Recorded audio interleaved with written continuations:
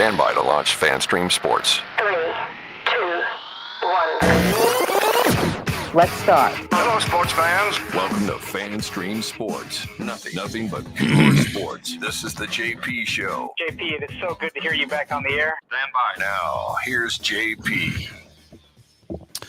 All right, welcome into a Hump Day edition of the JP Peterson Show. It's day 2 of OTAs, I know that much. Welcome in. Thank you guys for joining us here at our special time, 1 to 3 o'clock tomorrow. Don't forget, we'll be at Riveters for a live remote. Johnny, the man, the myth, Gerber will be joining us. And also Scott Reynolds added to the festivities for tomorrow as well. Going to stop by Riveters and have some wings and beer with us. So Going to be a hair show. Yeah. That's right. Well, except for me. Well, except for you. But, I'll be wearing a hat. I ain't going to battle with those two salads. Hell to the no. Tim Ham joins me here. Speaking of bad salads on the top. Anyway, how are you, my friend? I'm well. I'm loving this 1 to 3 thing going on right now. Oh, I bet you are. How are the Cowboys doing? Are they working? Yeah, Joe Milton 3, JM 3 is already. Everybody's already talking about him being the starting quarterback. Wow. We got quarterback controversy in Dallas. Wow. Dak Prescott, take your $60 million and go home. Yeah. And you know what? That's $60 million per year. That starts this season. So we got 4 years of that. Starts. Wow. Good luck with that. Yeah. Good luck with that. All right. Thank you guys for joining us. We got so much to get to. Man, I tell you what. We'll get to Rays. We'll do some of that today. Some other interesting things going on in the locale, but it's all Bucs. I mean, it's summertime, right? It's OTAs. We're going to talk Bucs all today. I'll give you my impressions of what we saw in the team drills today. Some interesting stuff. But the headline of the day to me is Hassan Reddick is in town. Hassan Reddick is in town. As we knew he would be. Yes, absolutely. He is a grown-ass man. He is a professional football player. The Bucs got a lot of young guys. It kind of reminds me, they got a lot of young guys. They ain't got nobody like Hassan Reddick. They do now, obviously. But it really struck me, Timmy. There's just some guys that are, NFL football players, a lot of young guys. He is an elder statesman. But, Mike Evans is a badass, all right? He is. But he's kind of a soft-spoken, super nice guy. Hassan Reddick is a very serious man. He's a very serious man. He exudes charisma. Like he is. We're gonna play his interviews today, and you will see what I'm talking about. This dude is in charge. And when he tells you he's been working out and he does his solo thing and he knows how to do his thing, you have no questions. You got no questions. You good. He has a certain way of telling you, don't worry about me missing some of those voluntary OTAs. I'm good. And my teammates are good with me. So, yeah, he set the record straight on that deal. And you'll hear it from him, from the horse's mouth. And a very, very charismatic guy.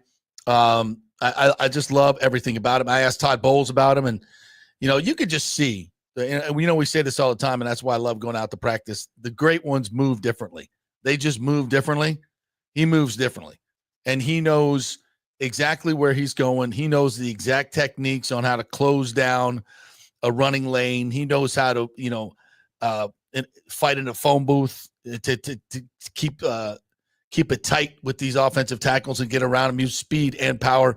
And he's built, man. He comes at you at 6'1", 250, maybe, but he's built. You just he's thick in the chest. He has a big trunk. I mean, he's built, but he's also very lean. And the quickness and the speed, you even see it out there when you're not in pads. You just see it. And we don't have anybody like that. We didn't have anybody like that. Yaya Diaby's bigger, and he's athletic, but he's just not smooth, quick, fast twitch, power type guy. This guy has a little bit of everything. From a demeanor standpoint, he reminds me a lot of Ndamukong Suh. Ndamukong and JPP. Oh, wow. Both of those guys. Kind of he's a little bit more twitchy athletically than Suh was, but he's got that elder statesman, I'm going to hold you accountable. Already, he was talking about Yaya Diaby looking up to him, Chris Braswell saying, hey, man, watch my reps out there. Tell me what you see. So he's already got that elder statesman, wants to help the younger guys vibe going. And Chris Braswell needs to be doing that. Yeah. And Braswell, we talked to him today, and he's more of a soft-spoken guy. And he said, I was trying to be perfect last year, and I was thinking way too much. I was overthinking everything. And you could see that in his play. Yeah. You could really, really see that in his play. He never really let it loose. So and this is why I think Jason Light and Todd Bowles are saying this guy's going to take a big jump in year 2. So I think we're going to see that. But there's so much competition for snaps in that room. Yeah. I mean, you think about it. You got Reddick and Yaya Diaby that are going to get the majority of the snaps. And then it's going to be, you got Anthony Nelson. You got 33, Ramirez, who might, get some snaps as well. You got Chris Braswell. You've got guys, and David Walker's a 4th-round pick. He hasn't been out there, though. He hasn't been out. He's got a hamstring issue. So there's a lot of competition. Anthony Nelson. There's a lot of competition who almost had a pick 6 today. And Anthony Nelson is a really, really good productive player. So they are very, very deep. This roster is deep. It's one of the things I love about this team. It's deep. You go to inside linebacker, Anthony Walker, my Lord, he's not even a starter, but he is leading the league in chatter and shit talking. That guy is nonstop. And it's funny because Reddick was asked about that, just asking about the chatter out there, because there's a lot of chirping going on. They're having a lot of fun, and it's much louder out there than it's ever been. And so there's a lot of chirping going on in a good way, not, there's no guys going at it. It's fun. Yeah. Guys make plays. The defense goes nuts. Offensive guys make plays. The offense goes nuts. So it's a lot of great competition going out there. But Reddick said, he's like, he's talking a lot, but wait till the pads get on. So we'll be able to get something, we'll be able to do a little bit of our talking on the offensive line when the pads come on. So it's that really nice competition that's going on. And you'll hear from Luke Reddick too. Reddick, I love him. He's kind of he's like the Shrek of the offensive line. He's like this good old boy, big. And I tell you what, his body has changed dramatically since he's come into the NFL in a good way. I mean, he is really a stout.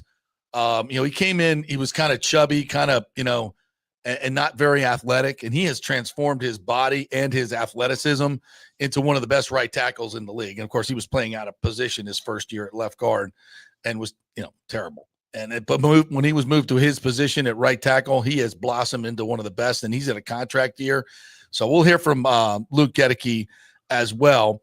We'll hear from Todd Bowles. I thought Todd was kind of energetic today in his post practice press conference, and he gave us some good nuggets. So we'll hear from him as well. We're going to hodgepodge it around with some clips and break it all down for you. So this is going to be like 80-90% Bucs show, fresh stuff, everything from today, and just kind of things that we saw today. So sit back, relax, and enjoy it. By the way, JP, we were talking yesterday about the 4 guys that Todd Bowles mentioned that could be coaches at some point. Anthony Nelson was the 4th guy I couldn't think of. That's right. Yeah, Anthony Nelson. Yeah. How about that? He's a good dude and very productive, and he's super underrated. He's super underrated. He plays so well when he gets his spots. I think what he have 6.5 sacks, 7 sacks last year in a minimal, not a minimal, but probably got about 30% of the snaps, if that. So you love having depth guys like that. When guys go out, or when it's hot early in the season, to be able to rotate guys in, and you can really count on them. One of the things that coaches hate is when they got to sub in sometimes, and guys that are just, you kind of don't know if they're going to make that really, really big mistake and cost you a touchdown. Like you just like, he can play and he's good. He might make a couple plays, but you're always like in the back of your mind, you're like, he's not one of those guys. You can count on him. He's going to be where he's supposed to be. It's going to have, fulfill his responsibilities and read his keys. He's going to do all that. So good. He's a great backup piece and makes plays. Hell, honestly, his strip in the Panthers game in overtime, actually, without that, the Bucs don't make it to the playoffs. Yeah. That's just, and that's fact. If they don't win that game, they don't make it to the playoffs. So that's how big that play was. And you got to have guys like that on your roster. And you look across the board. I mean, their inside linebacker room. Deion Jones made a big play in red zone work today. So you got Deion Jones, inside linebacker, who's made Pro Bowls in this league, got injured and then came back and started playing with the Bucs. And you got Anthony Walker as a backup to Servassier Dennis, who had a great, tackle for loss that they celebrated on Bucky. They were going 2 minute, and he came in, blew up a play. So Servassier's having a hell of an offseason. They're really excited about him. And of course, you got Levante David. So those 4 guys right there are solid, and you can rotate them in, and you got good backups. You got everything. So across the board, and I asked Reddick today, and you'll hear this about, you've been on some really good teams, some very talented teams. How does this team stack up? And he's like, very favorably. We got a lot of talent across the board. So I'll let him finish that answer. So that's one of the things you really see out there, from a wide receiver room. Holy hell. Jalen McMillan had 2 great days. He got deep again today, didn't drop it this time. He made a couple of really good catches. Baker had some great throws, great corner route to Jalen McMillan. Who else? Got Tez Johnson, went up high on a corner route on a perfectly thrown ball, came down with it right, got his feet down. I thought Tez had a really nice day. Ibuka just continues to shine. He just every time Ibuka catches a ball, I shouldn't say every time, but he's getting separation, runs great routes. And when he is in traffic, he makes the play every time. He's like Godwin. When that ball goes into that, you see that space when 2 guys are in the same space, Godwin always comes up with it. He always contorts his body to shield the defender from the ball and catches it. And Ibuka has that same ability to do that. And you can tell Baker is already going to him. They do these call it periods where Bowles will just yell out 3rd and 9. Then Grizzard's got to call the play. Then they got to go out and execute it. So they did that a lot today. And it mixed bag. The defense is making plays, offense is making plays, but you can see a lot of talent out there. Now, there's going to be a headline, because I already heard a lot of the media guys talking about it. Baker threw 3 picks today. And he did. He threw a pick 6 that was deflected in the air. Jamel Dean came down with it. Jamel went the distance, and then he stopped and laid down. And Bowles started yelling at him. Like, get up. You can't go out on the first play. And so Jamel walked back. So I don't know how that works. But, Bowles was kind of going after him a little bit. I think that's the first time I've ever heard Todd Bowles yell at a player. Wow. Yeah. I mean, That's not that we're out thing. of practice all the time, but he just he was doing it in kind of a jovial way. Yeah. So it's interesting. So yeah, he did throw 3 picks today and probably, frankly, could have had 2 more.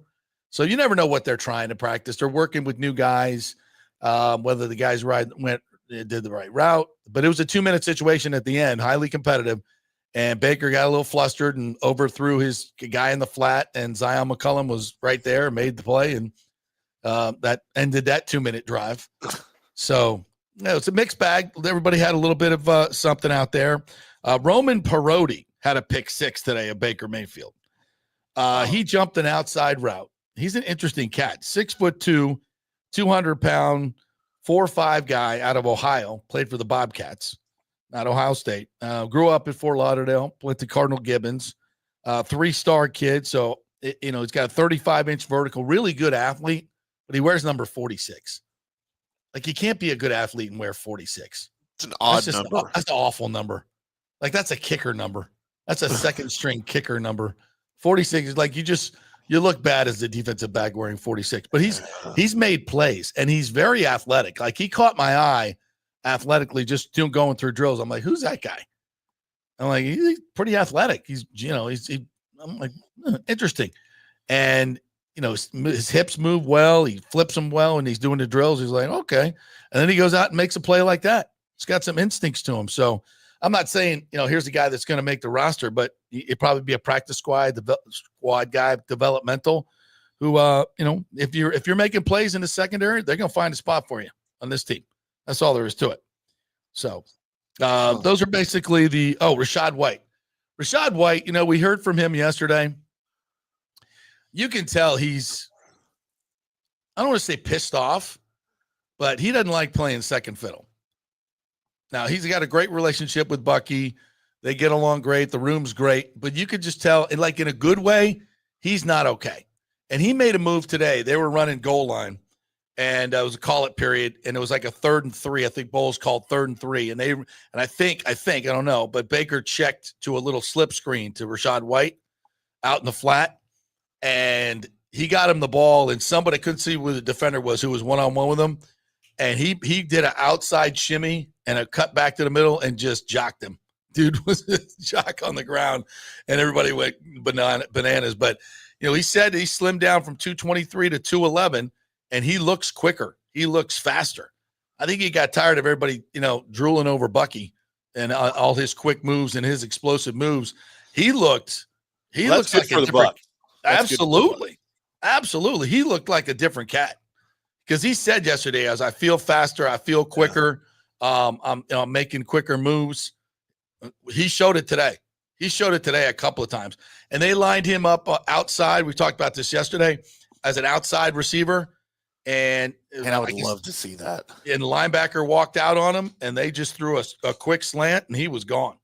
He had 4 or 5 yard separation, and he was gone. I think maybe a safety went out there, but he was, inside catching. He catches the ball so well. Yeah. Those guys that transition well from catching the ball to running? Yeah. Like this, and it's just effortless. Fluid some guys, motion, some guys, they're really concentrated. Their steps kind of slow a little bit, and they concentrate and they catch it, and then they speed back up.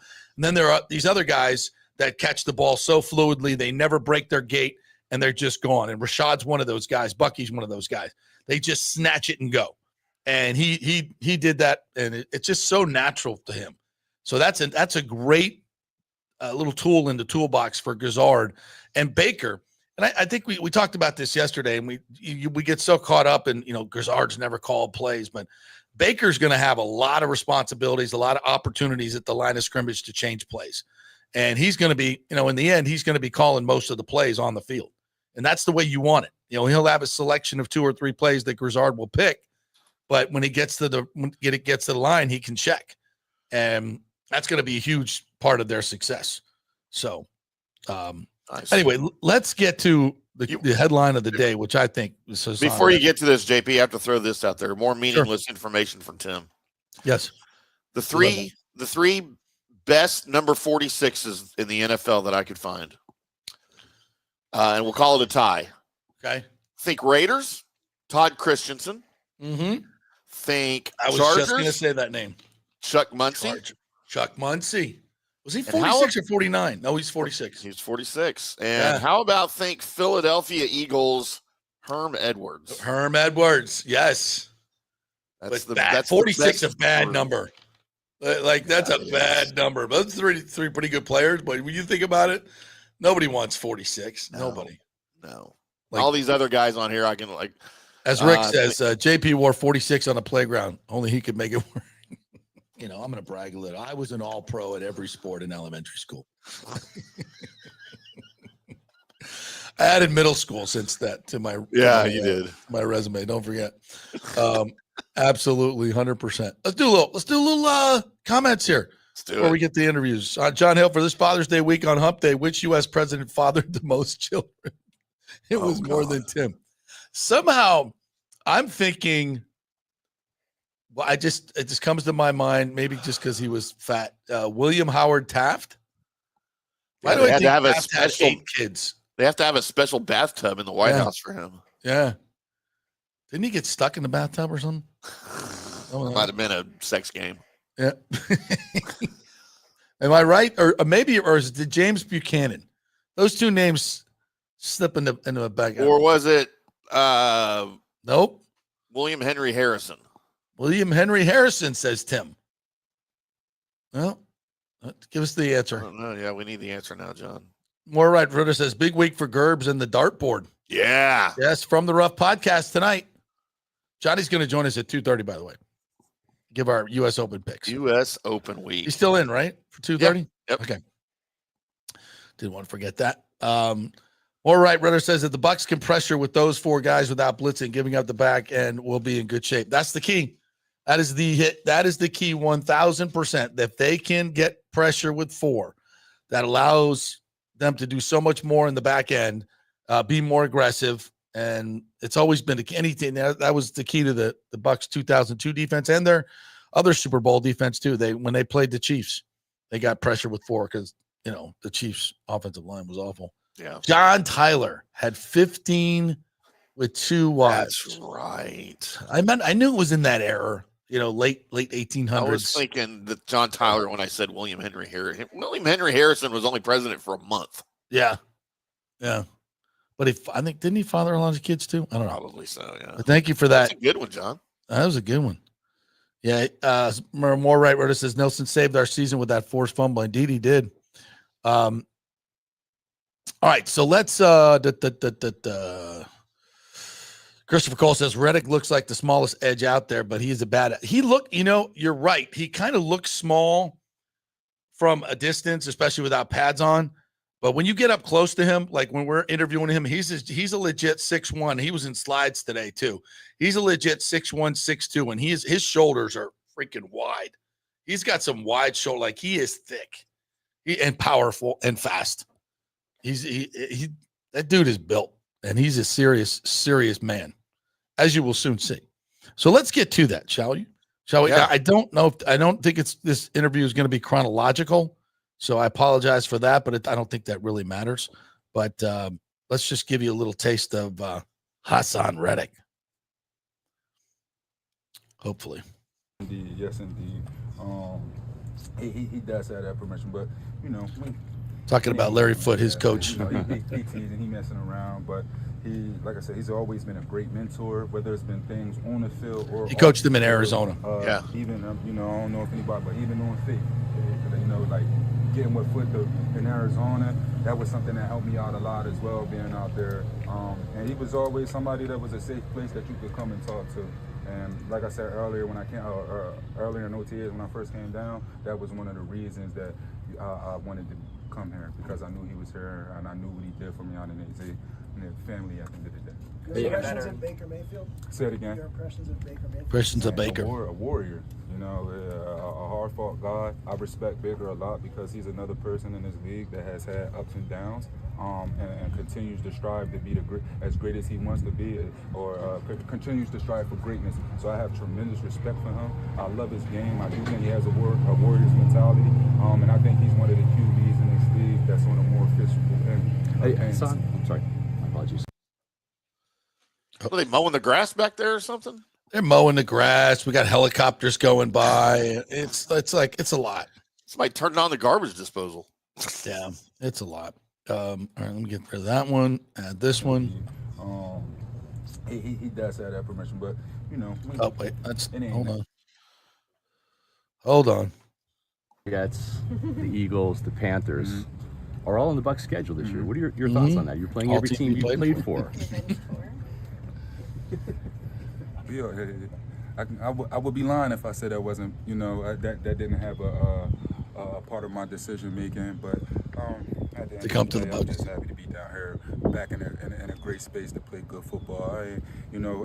Like you said, I've been in other teams, had great times, had bad times. Not really worried about that. Just worried about coming down here. Those things is behind me. Being the best for the Bucs. Being a veteran in this league and having played and been productive so many years, at this stage in your career, what are you working on in the offseason to try and better your game, or maybe what do you continue to work on every week? At this point, just my health. You know what I'm saying? Just making sure my body is in good condition, making sure my body feels good. As these years stack on, you don't recover all the way the same as you used to. So for me, it's just about making sure the thing that allows me to get out here and do what I do, keep it in good shape. Hassan, you don't have pads on yet, but you went against Reddick the last 2 days, and then you'll face Werfs in training camp. How much are you looking forward to that? Extremely. This is where iron sharpens iron in camp, right? So, we're on the same team. It's going to be friendly competition, but it's going to be competition at the day. I look forward to them making me better the same way I look forward to making them better. Both as great tackles. You know, I know Reddick maybe on a little bit of the younger side, but still he has tremendous talent. Even playing against him in prior years. So really extremely looking forward. Just even being back out here on the field, man. It's been a great 2 days. Extremely excited, and I can't wait for Kent to get here so we can get to the season. The Bucs drafted a guy with a similar profile. He just exudes confidence. He's got a lot of energy, man. I'm loving that energy. Yeah, he does. I think we got a little bit more here. Tape. What have you heard about him? What have you seen from him? This was my first time getting around him. David Walker. Going through whatever he's going through health-wise right now.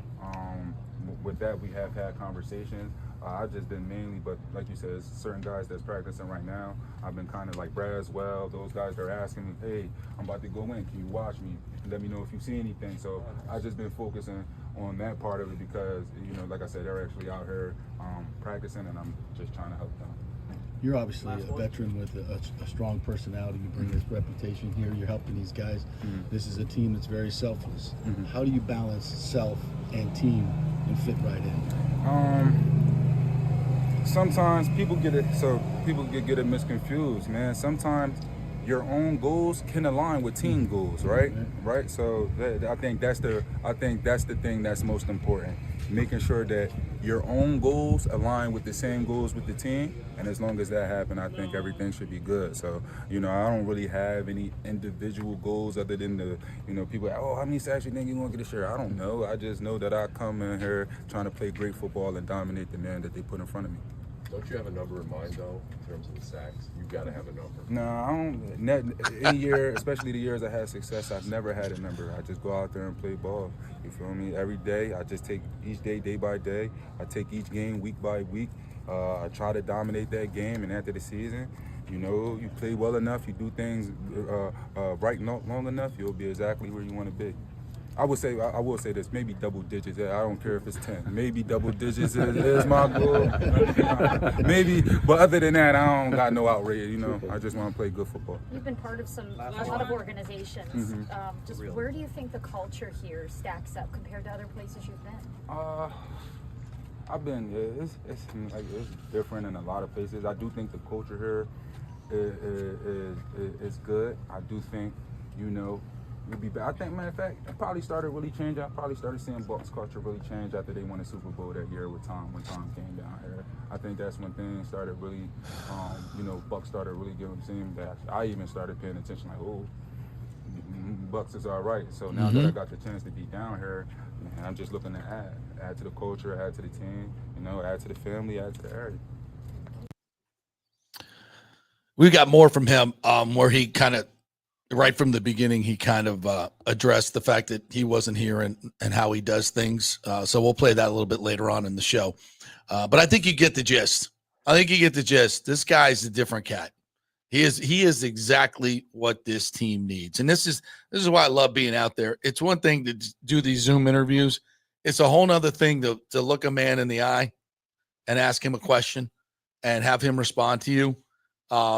You just get a vibe about the person, who he is. And, you know, a lot of guys, you know, and you can smell the phonies. I've been doing this a long time. Yeah. You can smell the phonies. It's like, yeah. And that's why I like being out there. I like asking, because you know who's real and who's not. That dude is real. He's real. And he, like I said, he gives me a Dominican Sue vibes, JPP vibes, that professional guy that's going to hold other people accountable. Everybody in that room, you know, Yaya's third year, right? He's kind of the oldest guy really in that room besides Hassan Reddick. That's his room now. He moves right in, and everybody knows it, and you feel it, and it's not fake. And I've seen plenty of fakes around here in 30 years of covering this team. That ain't fake. And it's not a me thing either. I don't sense it's a me thing. He's not a Chris Baker. He's not a Deshaun Jackson. I don't get that vibe at all. I get and that's why I asked that question. You know, how do you balance self and team? You know, when you're going to go do your thing and practice and do get yourself ready away from the team doing the voluntary things. Guys want to see you come in shape. right? That dude is in shape. He is in shape, and there's no questions about it. And he just exudes that. And the way he explains it, you say, I get it. I get it. So I think this is a tremendous ad for this team, for all those intangibles that we just said, but the tangibles ain't so bad either. And when he says, I want double digits, I think that's because he's averaged double digits, except for last year. But the 5 previous seasons, he's been double digits, actually averaged more than that. But I think there's only 4 or 5 other guys that have done that. And every one of them's making $30 million or more a year this year. So he knows where it's at, and he knows what's at stake. And if he can go balls out, and with this defense, with the other guys in the middle, with Kalijah Kancey and Vita Vea taking up space and taking up blockers, he's going to get singled a lot. And if he gets singled a lot, he's going to be a handful to deal with. I love it. Love it. Very impressed.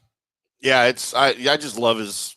I don't even know that confidence is the word I'm looking for. Oh, there's confidence. But there's confidence there, but there's something else. It's not just confidence, right? Like there's leadership there. It's the exact opposite of. And for those of you that were concerned that we were getting the Jets version of Hassan Reddick here, just put that out of your mind right now, because this is not that guy. All right, that guy was put in a position he didn't want to be in. Did he handle it wrong? Probably, but he's here now, and he picked the Bucs, and you can tell he is happy to be here, and he is ready to be here, and he is ready to be a leader for this team. And that's something that defense, that unit desperately needs. Somebody like him to go out there and get the boys together and just get it done, right? And that's what I'm hearing from him is that he's that guy. I'll just keep saying it, and I think it's so fitting. It's Sue, it's JPP. When those guys came here, it added a different level of maturity and accountability that just wasn't here, and that spreads throughout the team. Yeah. Now, Levante David is a great leader, and I don't want to take anything away from him, but this is kind of just a different, and it's a different room. You need it at 3 levels, right? You got Winfield in the back end, you got Levante David in the linebacker room, and now you got this guy up front in Vita Vea. And these are the elder statesmen. The great mix of youth and experience is what wins in this league, and you got to have it all. And this is a tremendous ad. And I just, for $14 million, by the way, this is not, you didn't have to go trade a 1 and a 2 and and pay this guy $40 million a year to come here. You didn't have to do any of that. So you didn't blow up your cap. You didn't get rid of any resources. You just signed a guy that's serious about making. And listen, if he goes out and gets 15, the Bucs will gladly pay him. They will gladly pay him and to keep him around. But he's going to have to go out and prove it. And I love it. Absolutely love it. You hope, and you can only hope, that Hassan Reddick's prove it deal ends up being as productive as Baker Mayfield's prove it deal. Mm-hmm. Absolutely. Jason Light has a way of working those things out. So, all right. We will take a break here and come back on the other side. We got lots more to get to. We got more Hassan Reddick that you got to hear. We got some great Todd Bowles that you got to hear. We have some really fun Luke Gedicke stuff. I love that dude. What I call him, he's the dancing bear. He's the Shrek. He's that guy. And I love, and he's a hell of a football player, by the way. Really good. We're brought to you by the Jeeves Law Group, JEEVES lawgroup.com. They are local, they are trusted, and they always get results, big results for you. If you go with some of those bigger firms, sometimes you can get lost in the shuffle, and they don't know the local legal landscape like the Jeeves Law Group does here. Offices in both St. Pete and Tampa.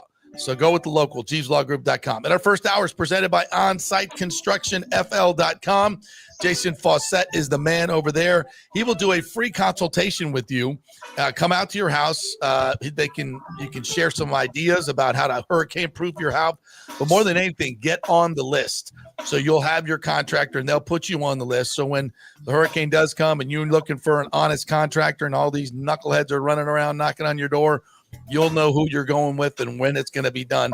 OnSiteConstructionFL.com. Take that advice and get her done. Back in 3. Stay with us. Although it may seem tempting to go without healthcare insurance, the financial risk far outweighs the gain you may experience. For example, did you know if you simply broke your leg, it could cost you nearly $7,500? Put on top of that a hospital stay, you could be looking at $10,000 to $15,000. Ensuring that you don't go uncovered is so important, as according to CNBC, high medical bills are the highest contributing factor to why Americans end up taking money out of their retirement savings, or worse, find themselves filing bankruptcy. So go to don'tgouncovered.com or call 800-669-1505. Now, depending on your income, you can get plans for zero premium. Our experts will guide you through the process effortlessly. They will shop many plans and find the one that's right for you. I called and I have full health coverage through Florida Blue for zero monthly premium. It's a free call. So why go uncovered? It's a huge risk. Go to don'tgouncovered.com or call 800-669-1505. That's 800-669-1505. Spring means a time of renewal and Rays baseball, and the folks at Italiano Insurance want to welcome the Rays to Tampa and remind you it's time to renew those insurance policies with the now famous Italiano Insurance Checkup. Let the experienced and friendly agents shop your policy for the best price and coverage. Famous for saving me over $1,000 on our auto insurance last year and over $500 on our homeowners. Now that's a grand slam. Might as well get a double play by adding flood insurance and business insurance to your portfolio. Costs less than you think, and trust me, you do not want to risk your home or personal wealth. That's a big whiff. So step up to the plate and call 813-877-7799 and chat with the all-star agents at Italiano Insurance. 813-877-7799 or go to ItalianoInsurance.com. Go Rays! JP here for Riveters, our new official sports bar and grill of the JP Peterson Show. And just like our show, no BS, no corporate chain feel, just amazing, authentic folks serving great comfort food in a casual atmosphere at unheard of prices. Riveters is located just south of Raymond James and Steinbrenner Field on Dale Mabry, walking distance to the park, so free parking, great place for pregame and postgame. Let's talk about fresh food. Nothing is frozen. Burgers, wings, prime rib, roasted fresh daily, never frozen. That makes a huge difference. The mahi, the salmon, also super fresh. All our sauces are original recipes made in-house. Our Warhawk chili and fully loaded potato soup is made fresh in-house. It's the best food anywhere, served by people who actually care. Riveters on Dale Mabry, just north of 275, just south of where the Bucs and Rays play. We'll see you there. Are you looking to renovate your home, rebuild after the hurricanes, or build your dream home from scratch? Well, let me tell you about my friend Jason Fawcett and On-Site Construction. They have over 1,450 satisfied clients, 25 years of experience, over 500 designs, and a talented team of over 40 construction professionals. They believe building something exceptional begins by truly focusing on all the details, even the smallest ones. We understand that construction can be a daunting process, and we're here to make it as smooth and stress-free as possible.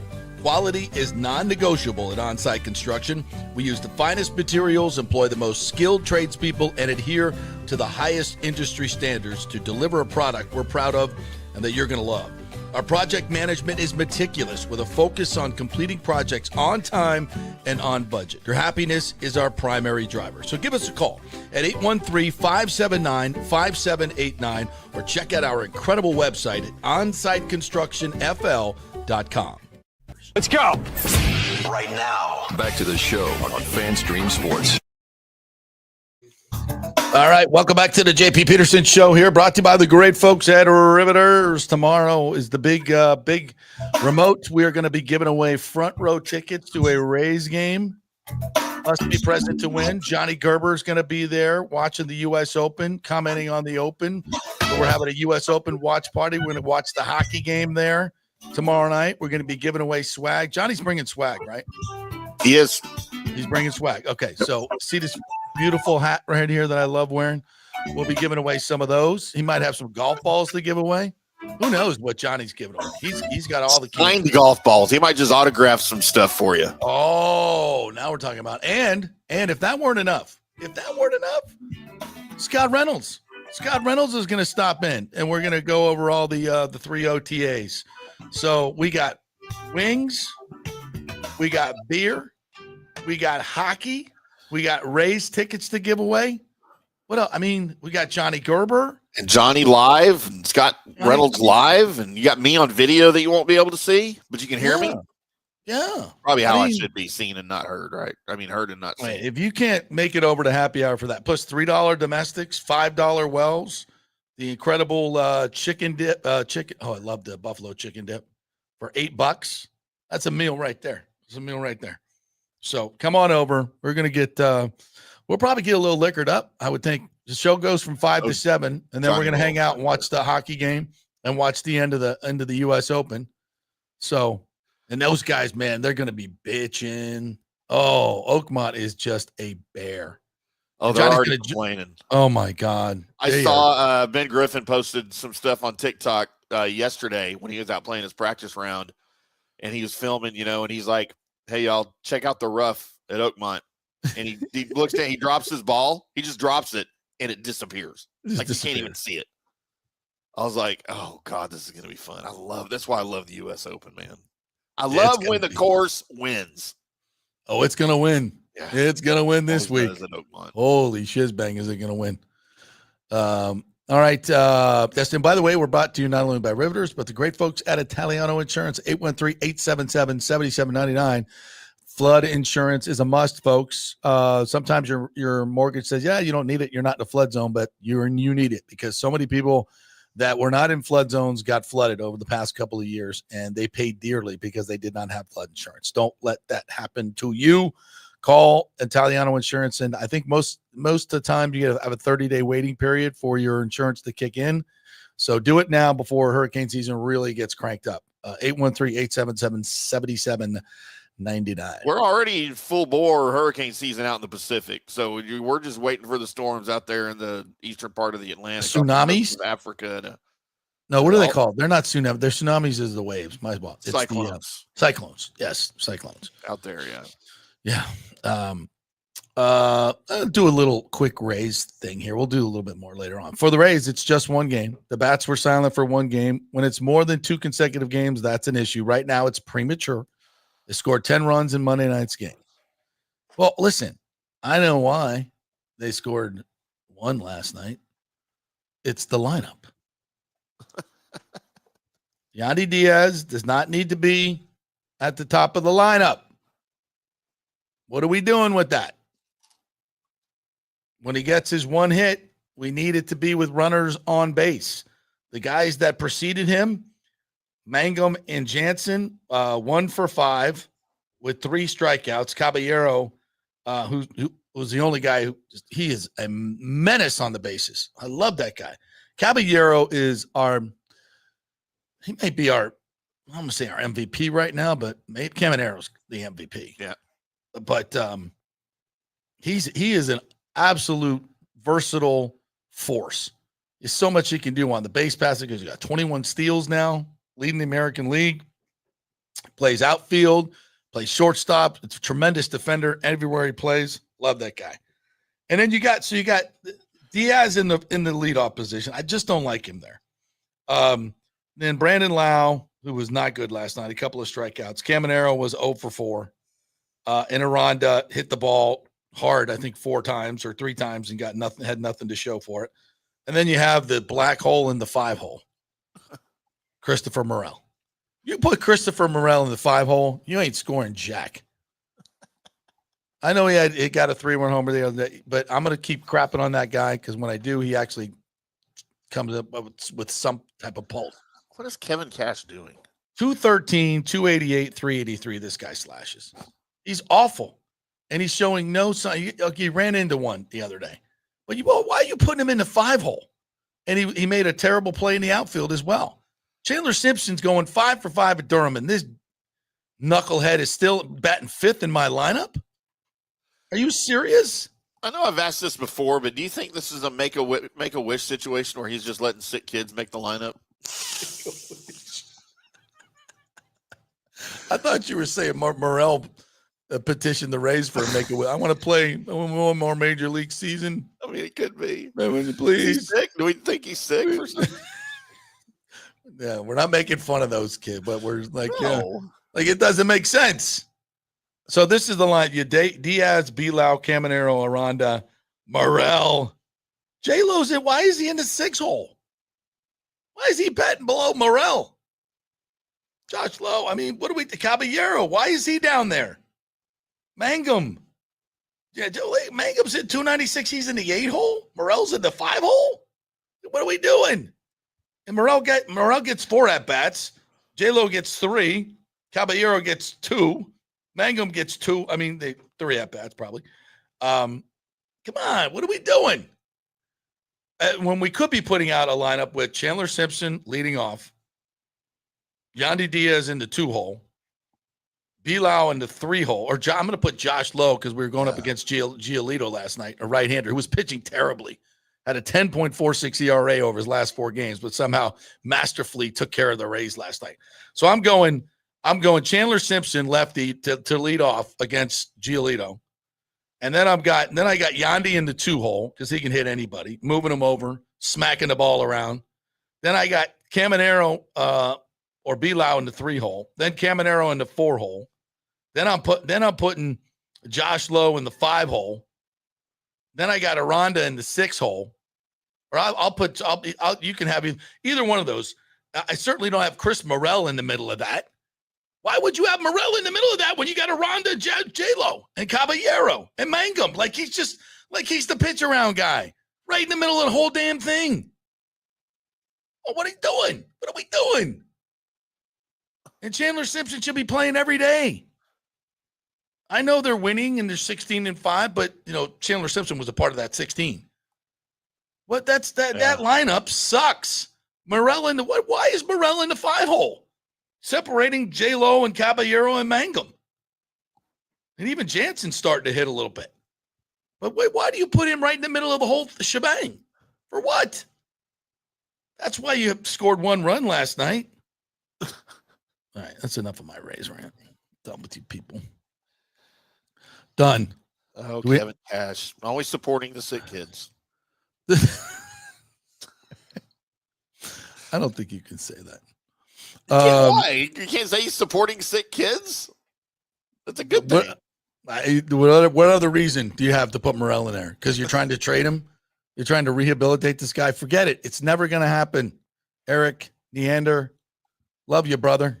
But can we just say you screwed up and get rid of him and move on? Please. Yeah. Oh, this is bad news.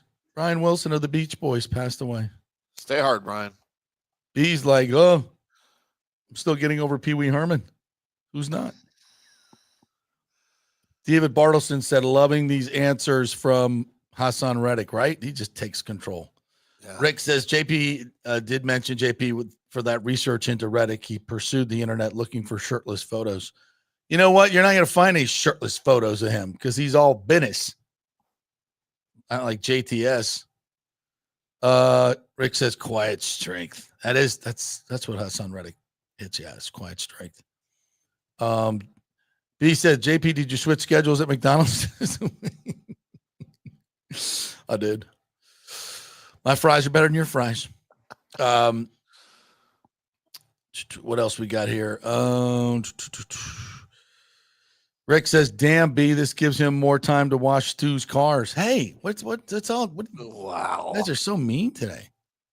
Andre All Day 20 says, what will the Bucs record be today? Scott Reynolds says he's going 12 wins. He's going 12 wins.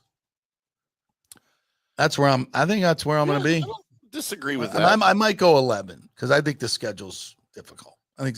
When we went through the schedule and they released it, what did I say? 11-6. You had it at 12. Yeah, you were at at 12. All right. 12, 11. Right in that number.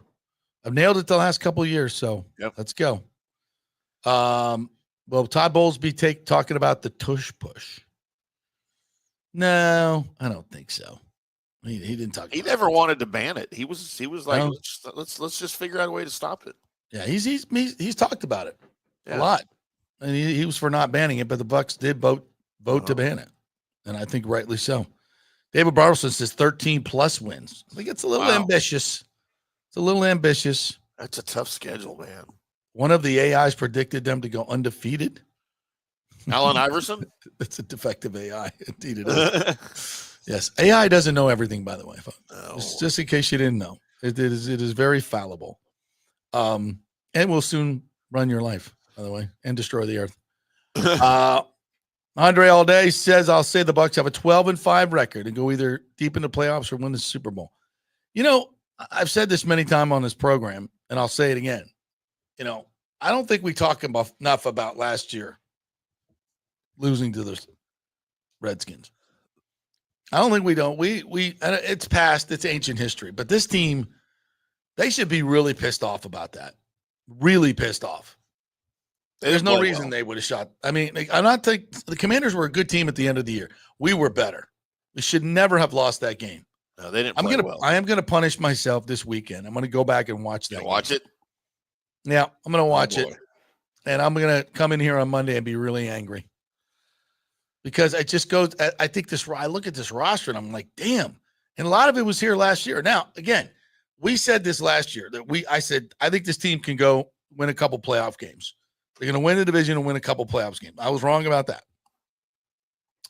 But I said the next year when we go add an edge rusher, either in the draft or through free agency, and we have one more draft for Jason Light and his boys to work his magic, that team's going to be ready to win the Super Bowl.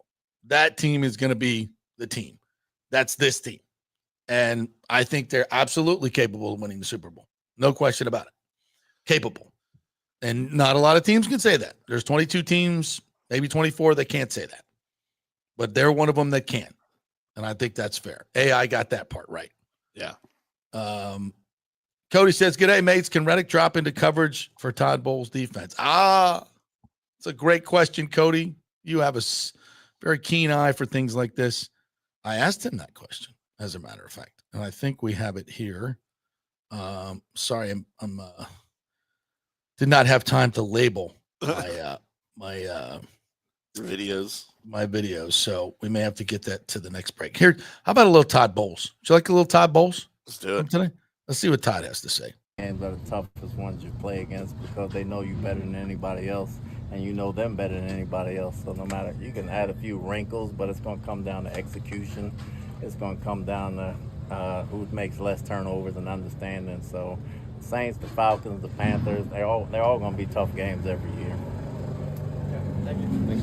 That's it. Well, that was a throwaway part. Sorry about that, guys. That was not the good stuff. I apologize for that. That was not the most revealing discussion from Todd Bowles, was it? This just in. Division games are tough. Yeah, my bad. My bad. All right, I think we played this one as well, so we'll remove that from the studio. All right, let's try this one. At any time. Yeah, it's just Luke. For Bucky, I mean, and Rashad, all the running backs for that matter. I mean, Luke Reddick, ladies and gentlemen. I mean, just knowing that up front, I mean, we trust the heck out of those guys back there. We try and do our job up front, and they make us look good at the end of the day and everything. And I mean, they hit the hole hard. They run hard. They have great vision for the field and everything. And it's really exciting to watch them break off runs and everything. How rough was it finishing the last 2 years in a row in rushing and then making the breakthrough last year? Yeah, I mean, that's obviously not. I mean, that falls a lot on the O-line. So yeah, it's very disappointing. I mean, outside of like what we can control, I mean, we were working our tails off. It just wasn't going our way, I guess. I mean, we were trying to execute, but yeah, I mean, obviously the numbers showed we finished. Is that Matt Matera? 2 years in a row. I mean, I think there's other. But asking the question? Yeah. But I mean, no, that was Ira.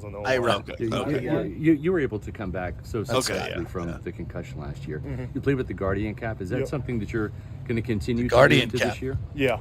I mean, I noticed no difference. Like, it's not like it's a weight difference or anything. Like, there's literally no difference in me wearing it, and if it helps, even a tiny percentage. I mean, might as well wear it. I mean, we only have one brain. It's not like a knee or something you can get replaced. Yeah.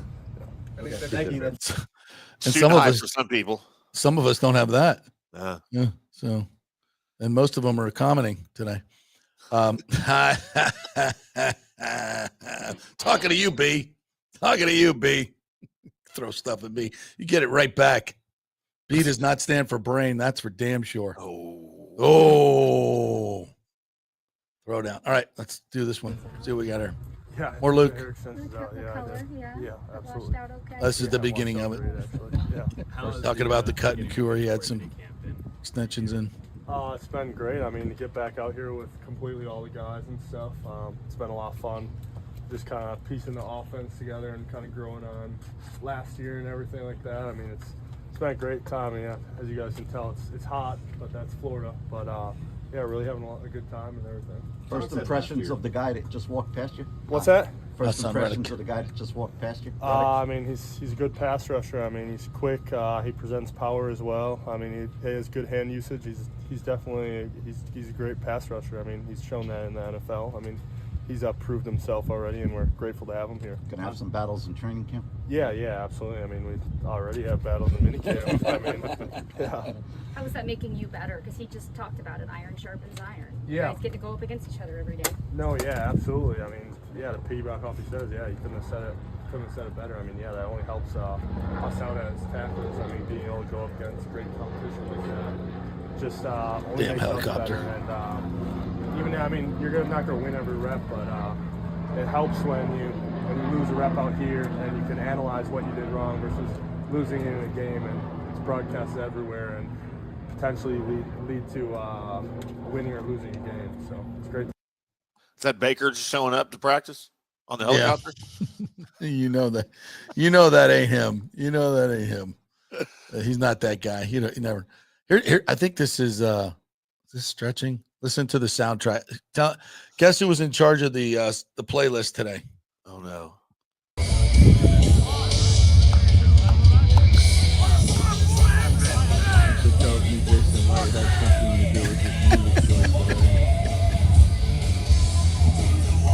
Oh, Jason, bringing out his iPod. He was at both Metallica shows this weekend. So today the boys stretched to Enter Sandman. You think any of those guys know who Metallica is? Not a chance. Maybe Gedicke. Yeah. Maybe Gedicke. Maybe some of the white guys. Baker does, yeah. Or if you played at Virginia Tech, you know. Yeah, for sure. Yeah, but that was cool because normally it's hip hop out there, and they got some good stuff going. Although Bowles likes the classic Motown, so we'll get out there. Yeah, we'll get some good Motown going out there on the playlist as well. R&B, huh? Yeah, but usually it's rap or hip hop going. So today was nice. It's a nice break to have a little Enter Sandman. They played a couple of Metallica songs for stretching, so that was good. That was fun. All right, let me do a couple more comments, and then we'll come back, and I got some more Hassan Reddick, and we got Bowles to give you, and Johnny Gerber's coming up at 11:30 as well. Chris Cole says Edmonton needs to keep their composure tonight. They do, but they also need to continue to play that way and match the dirty intensity of the Panthers, who seem to get away with everything. I tend to agree with Evander Kane that it seems like this, they do the extracurricular stuff, they get called. The Panthers do it, they don't. They hit late, they don't get called. I mean, I know I sound like a broken record on the Panthers, but that's what I see every game. If Edmonton can just come back tonight and win a game, which I think they're capable of doing, the Panthers are good. But Draisaitl and McDavid have been driving this thing, and if they can continue to do some stuff on the power play, they got a shot. That said, I don't know. I think it's the Panthers here. Yeah. Michael Lewis says, how about these nicknames? Front 5-0. I like that. That's not bad. The front 5-0, because Vita's 5-0, and then you got Reddick on one side who's wearing 5, and Diaby on the other side that's wearing 0. So the front 5-0. Uh-huh. I like that. Pirate 5-0 or Tampa Bay 5-0. Kind of like the front 5-0. I do too. Yeah. I think you got something there, Michael. Let's get the shirts. Let's get the shirts ready for that. Tim Witherspoon says 12-5. Not that 12-5, 11-6. Right. Both of those are going to get the job done. Get your home playoff game, maybe 2. Atlanta's not winning more than 10. I tell you that right now. What's that? Atlanta's not winning more than 10. Probably a 9-win season for Atlanta. I mean, listen, Michael Penix, what was he, 1-2 last year? A couple, that was his record. I think he threw a couple touchdown passes, 3 picks. And watching him play, I thought he looked good. I thought he looked really good in a situation where he wasn't getting a lot of 1 reps, just coming into the league, whole off season as the number 1 guy. I'm interested. I just wish he wasn't playing for the Falcons because I'm a big Michael Penix fan. Obviously, he's from here. Really good kid. Great family, all that stuff. But I wish him all the success in the world except against the Bucs. The Falcons are an interesting team. They're a very interesting team, but I just don't – the way they played at the end of last season was they had a chance to win the freaking division, and they shit the bed against the Panthers. In the last 2 games, they crapped the bed. They beat us, though. They beat us twice. One time we were coming off a Thursday night game against the Eagles or it was a Thursday night. We were coming off a Sunday game, going to a Thursday game where we played in 110-degree heat. And just, and I think that game went overtime, too. So I think the Bucs got something for the Falcons, especially week 1. Revenge. All right, if you guys have any questions about OTAs, put them in the comments. You can do that on YouTube. Just go to the JP Peterson Show YouTube page or FanStream Sports YouTube page. You can do it there. Go to our Twitter, our X account. You can do it there as well, or our Facebook account, which, damn it, Timmy, they're not even giving me the option to make it public, the feed. Yeah, I've been running into that as well. Yeah, so I'm sorry if you've been watching it on Facebook. For some reason, they're not giving us the option to make it public, which is like, what is the point of doing a Facebook Live if we can't make it public, people? Right, like what the F? I don't know what the hell's going on with Facebook in this deal. So we're trying to fix that, but you can always do it on YouTube and on Twitter and at fanstreamsports.com. You can catch it there as well. And on our app, you can download the app FanStream Sports and watch it there. And always on Apple and Spotify, you can listen to the show afterwards as a podcast. So please like and subscribe all over them places. All right, we're going to take a break, come back. We got more Todd Bowles, more Hassan Reddick, more really good stuff with him, and more Luke Gedicke for you. And Johnny Gerber coming up at 2:30 with his U.S. Open selections. So get your pencils ready for that as well. We're brought to you by the great folks at thirdgenerationplumbing.com. They also do AC, so get that AC tune up for the summer. They'll come in, make sure all your levels are topped off, make sure all the electrical's working well, make sure your drain is clear because that'll really screw up your unit. You don't want your unit screwed up. You want your unit in tip-top shape for the summer, right? Those beach days. So get on out there, thirdgenerationplumbing.com, and they also do AC. Anything in the house mechanical, they can hook you up. Great folks over there. Back in 3. Stay with us. Hey, JP here for my concierge medical professional, Chris Lugo, PA. You've heard him on the show for a couple of years where he shares invaluable medical, nutritional, and supplement advice. With Chris, it's like having a medical provider as your best friend. What I love about this concierge service is the convenience and support he offers. I can text or call him 24/7 with any questions or concerns, and he'll promptly call in a prescription if needed. No office visits or copays required. It gives me peace of mind knowing I have someone genuinely invested in my health, not just focused on insurance profits. And the best part, the Bay Area Modern Medical Center's personal concierge service is more affordable than you might think.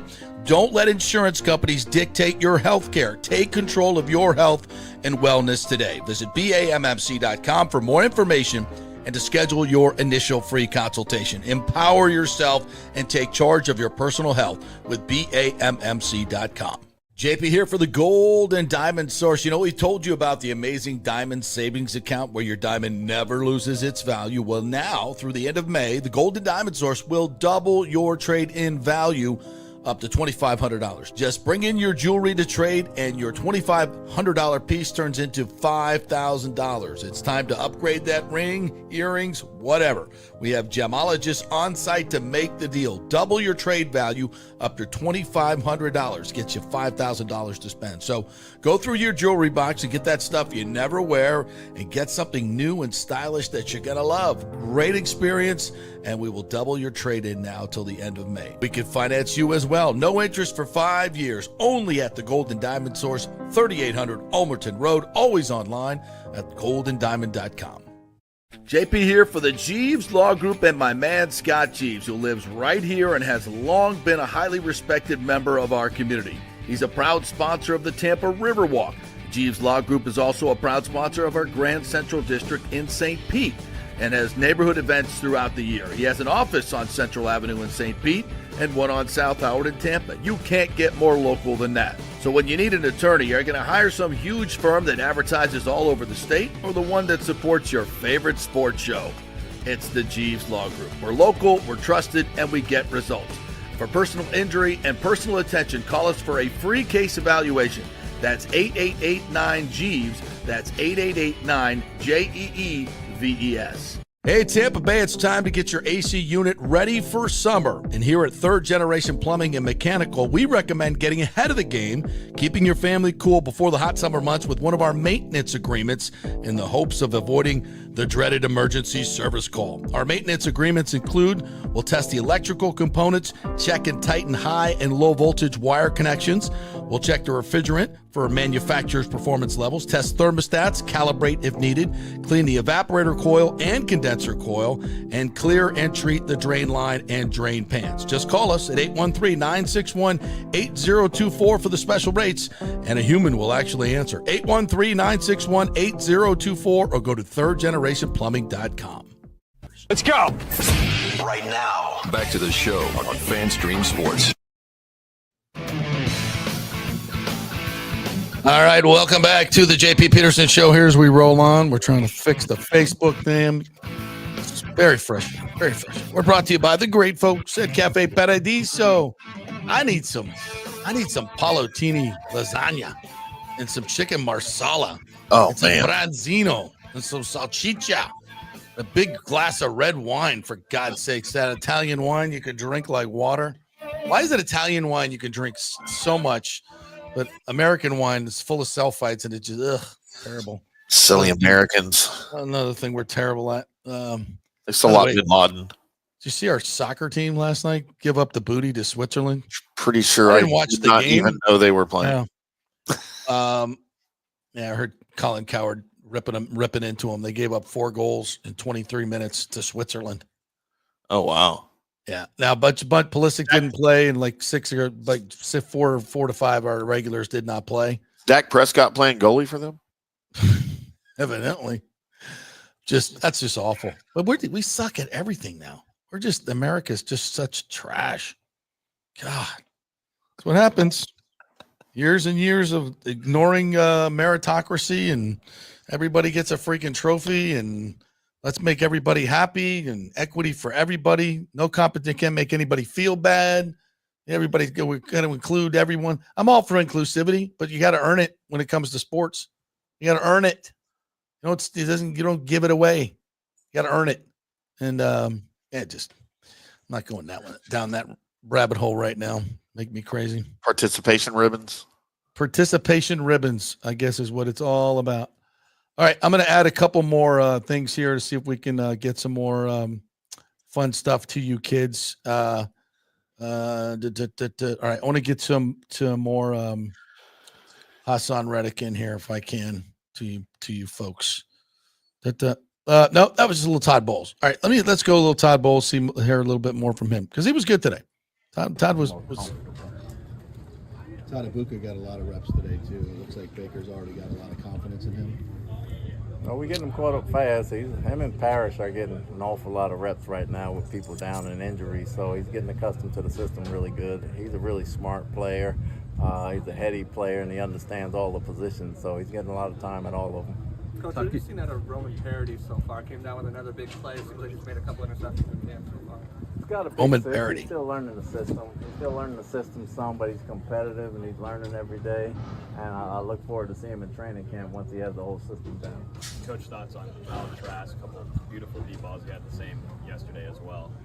He did. He had some deep balls, especially on the outside. He showed some good touch on balls and just got to cut down on the turnovers. Cut down on the turnovers, Trask. Coverage. Just your thoughts on Johnson's ability to leap up and grab the ball. I know he did it last week too. No, we know he can get down the field. He has a lot of speed, but he's just not a speed guy. He's a very good receiver. He's a route runner. He's more than a punt returner. He actually has a chance to be a vital part of our offense if he keeps trending the way he's trending. Todd, speaking of return game, can you talk about how the competition is going at kick return and punt return in terms of raising that level of competition with some of your newcomers, including rookies? Catching the ball, we got to block it better. Obviously, we got to block it better, but we have guys that have punt return and kick return, so it'll be interesting to see in the preseason who actually stands out under the lights, but there's some competition there. Cam Johnson. Talk a little bit about some of the players in the depth positions at safety, what you're seeing from them. I think you're getting a lot of depth from that standpoint with Wisdom coming into his second year, making some plays, but then you got JJ and you got Shiloh also coming along and learning the system and starting to get more comfortable and make some plays back there as well. And that's even with Izzy there, and you got Winfield obviously, and you got Tyke sitting there, and you got Merriweather sitting there. So we got a lot of guys. That's going to be one of the more heavily competitive spots once training camp starts. Coach, now that you got everybody out here pretty much, who's kind of surprised you? All right, there's Todd Bowles. He mentioned, I'm not sure if he mentioned Cam Johnson, number 19, but Cam got hurt at the end of last year, and he was kind of a big surprise of training camp last year.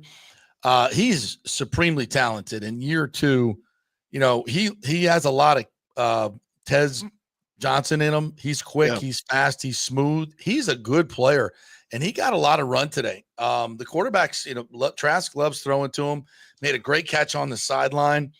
He's really good on those crossers because he's super fast. And I think right now, from what I can tell, he's the number one kick returner. Tez says it's his job, but I think Cam's like, yeah, not so fast, my friend. So I think Cam, this wide receiver room is really, really deep. I think Cam Johnson makes this team. He's really, really good. And I think Sterling Shepard, he made a couple plays today, but also had a couple drops. I think Sterling Shepard is probably on the outside looking in. Yeah. Yeah. I think Baker can't save him. Yeah, I don't think we got too many good young guys, man, that can play. These young kids can play. Now, he mentioned Trask too. And Trask had a couple of turnovers and maybe 3 or 4 turnover-worthy plays today, a couple that were dropped. And I was talking about this with Scott Reynolds, and we'll get into this tomorrow. I don't know about Kyle Trask. I don't know if this thing, again, this is a Super Bowl roster, right? And I want Nick Foles waiting in the background. If Carson Wentz goes down, I want Big D Nick in the background. I want somebody who can handle it. And just like he won it, obviously, with the Eagles. Right. I don't know if Kyle's that guy. I just don't know. I don't see anything in practice that just says, oh, yeah, he's ready to go. Because he's constantly making mistakes, constantly making turnovers. And that's one thing you can't do as a backup quarterback. You come in, you manage the game. You can't be turning the ball over. And he made he had a couple throws today. It was like the defensive back is right there. Like, why are you throwing that ball? Throw the ball away. And he's been in this system long enough, he should know better. Yeah. It's all he's ever known. Right. And I'm not going to say that's great defense because the back, you don't throw the ball. That's a bad read. That's a bad choice. The guy's right there in the throwing lane. Don't throw the ball. And at least twice today he did that. So I don't know. I've seen, preseasons where I like, okay, he's ready to go. And then, then I see practices like today and I'm like, oh, wow, that's an awesome throw. He threw the corner out to Tez that was fantastic. And one to J-Mac too, that were awesome. So awesome that it got a big F yeah from Baker, like 2 of them. Like, F yeah, Trask, F yeah. Except he didn't say F. Trying to keep it clean today. So he does some good things, but I just don't know if I'm comfortable handing it over to him. And he mentioned Roman Parody. You got to say, did I mention him earlier? Interesting cat. 3-star kid out of Cardinal Gibbons High School. Great football program down there in Fort Lauderdale. Went to Ohio.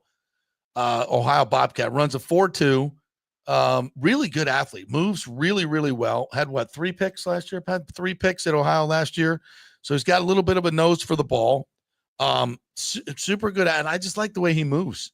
And Roman Parody. I don't know if he's going to, he's a practice squad guy, probably. Yeah. Yeah. And, so that was... So who is their Who's their current emergency third quarterback right now? Well, Michael Pratt is their third guy, but he hadn't been out there. Yeah. And I don't know. Bowles said something about him yesterday. So they got who's that? Basilik? Remember who's throwing it now? Connor. He actually throws it. Yeah. He Connor actually Basilik. throws a nice ball. He's their third stringer right now, but I know they like Pratt a lot. But he hadn't been out there. I'm not exactly sure why. So it's funny because we'll save this for tomorrow. Because I said to Scott Reynolds, I'm like, well, if Jackson Dart comes on and they get confidence in him, and obviously their starters, what's his face? Blanking on Giant starter. No, Russell Wilson. Thank you. Russell Wilson. Sorry, my mic was off. Jesus. I was over here yelling, Russell Wilson. Yeah, it's Russell Wilson. So my mic was off. Then who's the odd man out? And this guy goes, Jameis? I'm like, yeah. He's like, no, absolutely not. We're not going to get Jameis. I'm like, would you rather have Kyle or Jameis?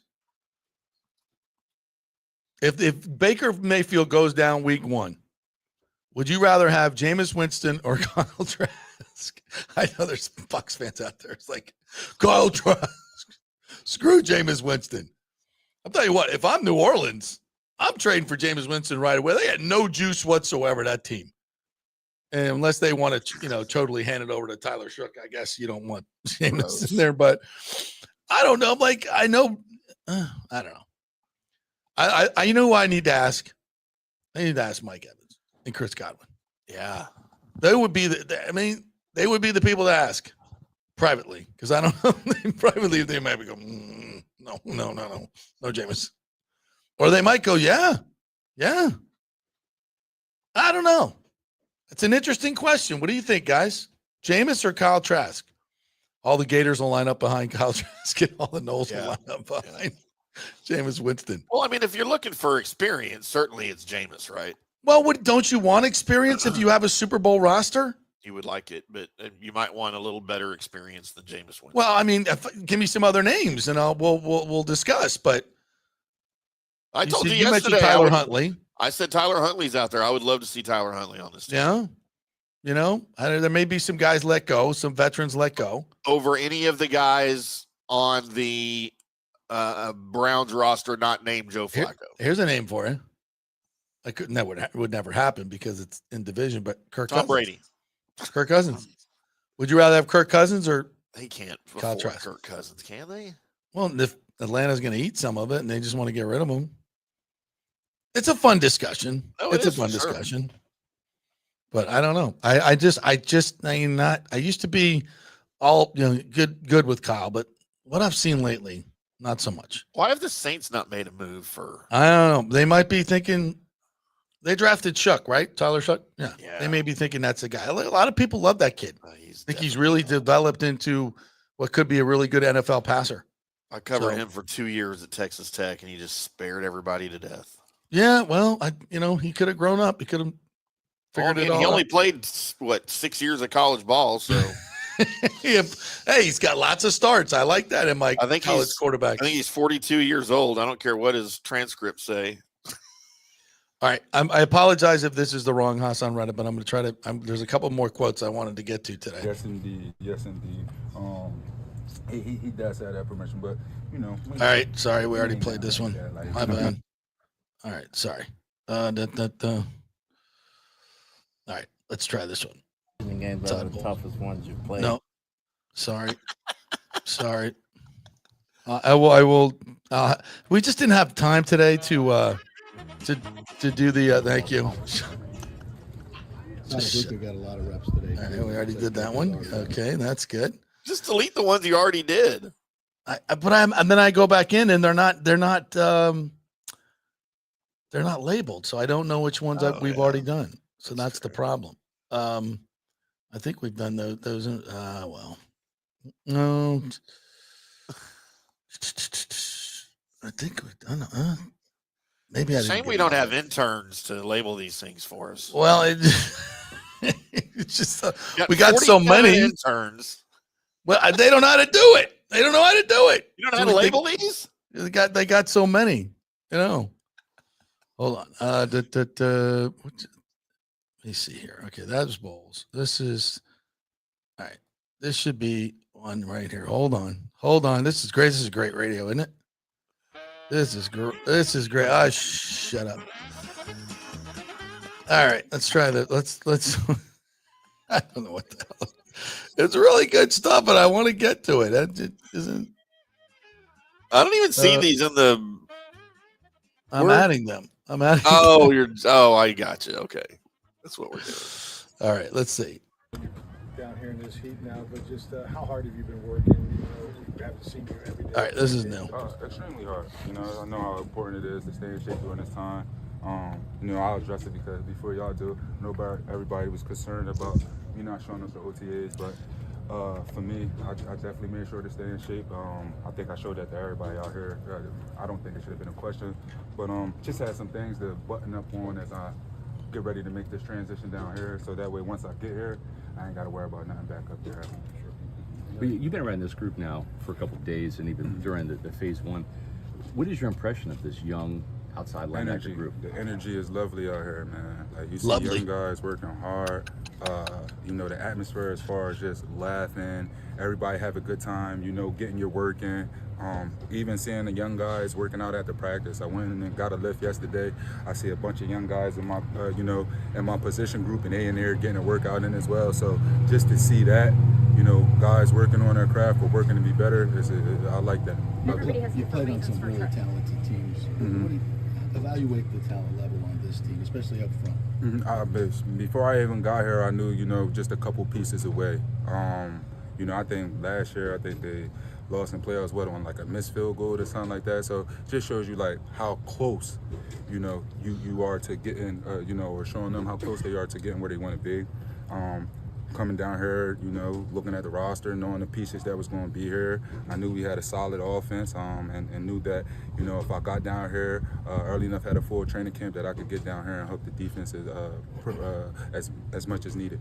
Everybody has different reasons for why they go about their off seasons the way that they do. For you, training on your own, kind of what was that decision, and is that something that's you've done John. every year? Is that normal for you? Yeah, I've been doing this for about. I have a trainer. I've been doing this for about the last 6-7 years now, and it's just been working. I've been in last year off of the little situation. Every year prior to that, it's just been working for me. So I have no problem with that. I'm a vet. Been in many defenses now. Playbook is easy to understand. For me, it's just about making sure I'm in shape. That way, when I get back, it doesn't look like I fell off anywhere. What do you like about working on your own? Is there anything in particular that you like about that? So he wanted to address that right away, and just he said I don't think it should have been a thing, and he's right. But he also has to know that it was going to be a thing. Yeah. It was small or big and whatever. It was going to be a thing. But I think he was, and he made the point there that everybody knew what I was doing, and I have good communication with the team, and the team had no problem with it whatsoever. Absolutely. And this is why. And when you see the guy, when you meet the guy, you understand that, there are certain guys that you got to hold their hand, and if they don't show up, you worry, right? Yeah. And there are certain guys where you're just like, kind of like with your kids. You got some kids are like, right, that one needs to be spoon fed, and there's other ones you just know they're going to figure it out on their own, right? And you trust them. So yeah, he's good. He's good, and you understand that he's a professional. He knows how to keep himself in shape, because he understands that this is his job.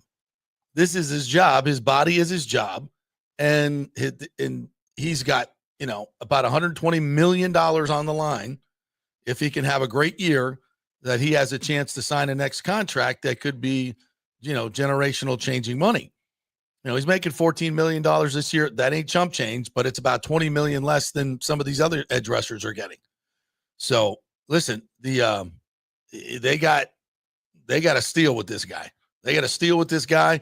And he looked around, and like he said, I looked around the rooms. I looked at these different places to go, and the Bucs are where he wanted to be.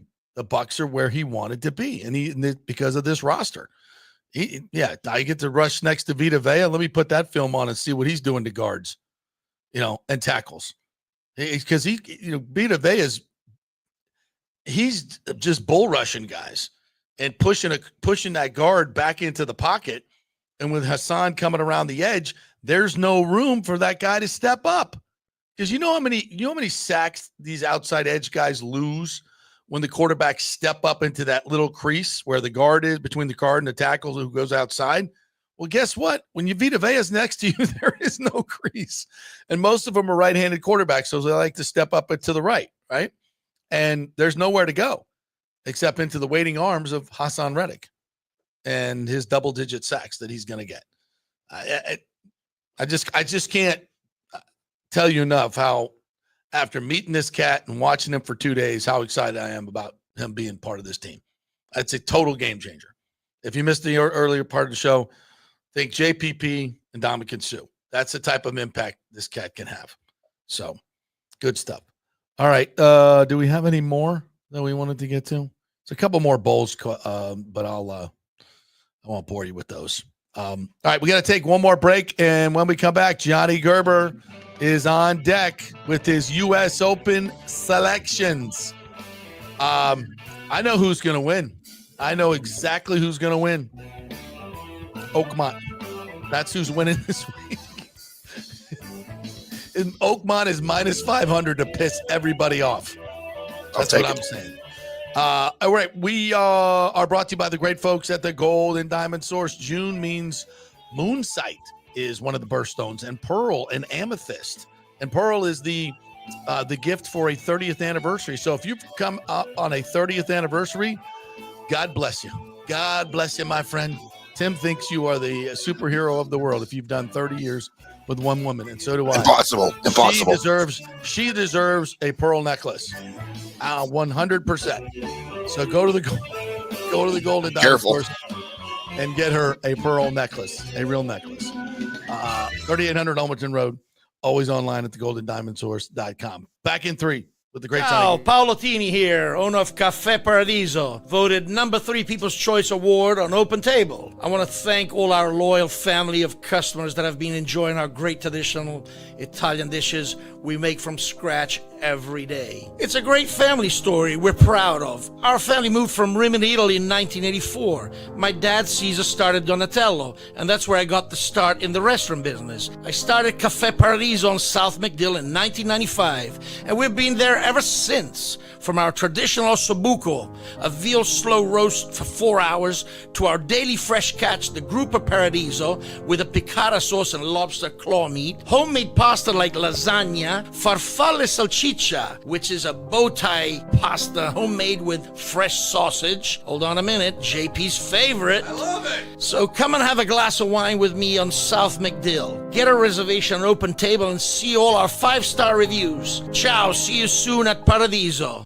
Going through a medical emergency without health care insurance can cause you to go into crippling debt. In most scenarios, people are forced to either break into their retirement funds or worse, they're forced to file for bankruptcy. The sad truth is that health care insurance is crucial in today's day and age. Look, I get it. Many of you think you're never going to get sick and health insurance is really expensive. Well, we can help you out with that. Depending on your income, we can find great plans and huge discounts. God forbid you get cancer, a car accident.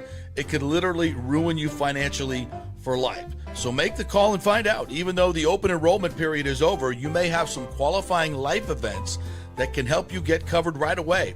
It can be very complicated, a very intimidating process, but we can help. Go to our website and check out all the 5-star reviews about our helpful agents. Go to don'tgouncovered.com or call 800-669-1505. That's 800-669-1505. JP here for Riveters, the official sports bar and grill of the JP Peterson Show. We're located just south of Ray J and Steinbrenner Field, so it's a great pre- and post-game spot, and the happy hour is amazing. Monday through Friday, 3 to 7. Check out these specials. $3 Bud Light drafts, $4 domestic bottles, $5 wells, $6 premium wells, $6 cocktails like margaritas. It's unheard of. And the Riveters food is freshly made daily. No freezers. Happy hour food specials include $3.50 tacos and barbecue sliders. $6 you get edamame or chips with the beer cheese, which is amazing. $8 buffalo chicken dip, my favorite. The truffle fries, chili cheese fries, also $8 at happy hour. as well as other specials throughout the week, including Taco Tuesdays, you get $3 tacos, and Wing Wednesdays, 7 o'clock to 1 a.m. in the morning, you get our amazing wings, 5 for $5 and $5 wells and wines. That's a good Wednesday night. So if you're tired of the preppy, overpriced, generic sports bars, come see the amazing, friendly bartenders and staff at Riveters, where customer service really matters. Riveters, just south of where the Rays and Bucs play. We'll see you there. JP here for my friend Jason Fawcett, owner of On-Site Construction. They do residential and commercial renovations and new construction. As a leading home builder and general contractor, On-Site Construction prides itself on transforming homes through superior craftsmanship, dedication to client vision, and an unmatched commitment to quality and service. It's about building relationships. We take the time to understand our clients' needs, preferences, and budgets so that we can deliver a personalized experience tailored to their unique vision. From the initial designs to the final touches, we're there every step of the way, ensuring that the end result mirrors your vision.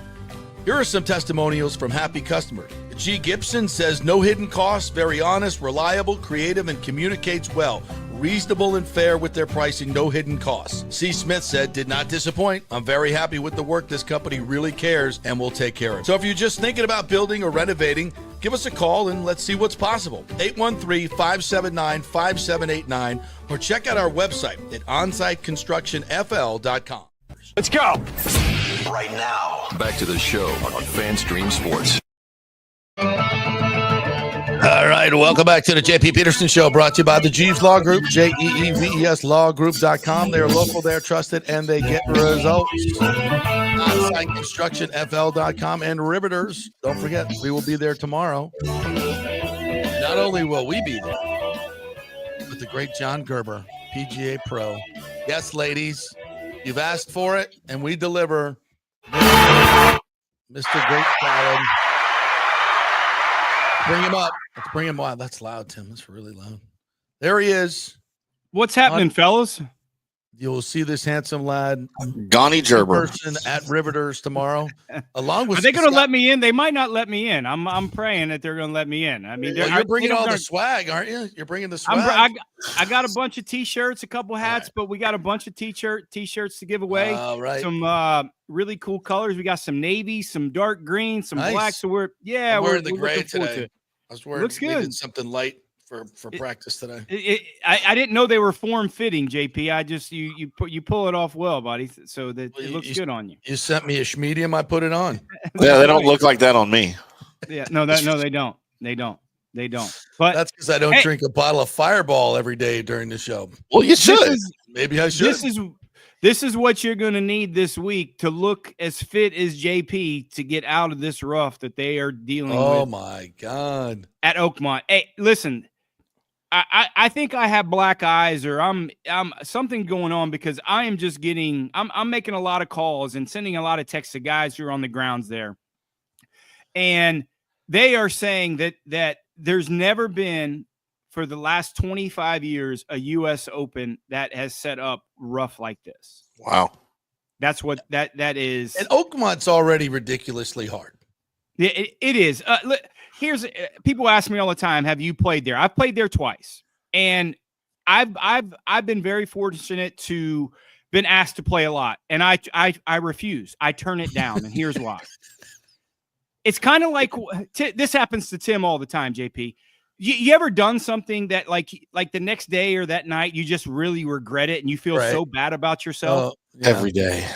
He does it every day. I don't do it that often, but when you get done playing Oakmont, that is what you feel like. You try in life not to make the same mistake twice, right? That's why I've only played there twice, and I had to see if I wanted to see if I felt as bad the second time as I did the first time playing. That's fair. Yeah.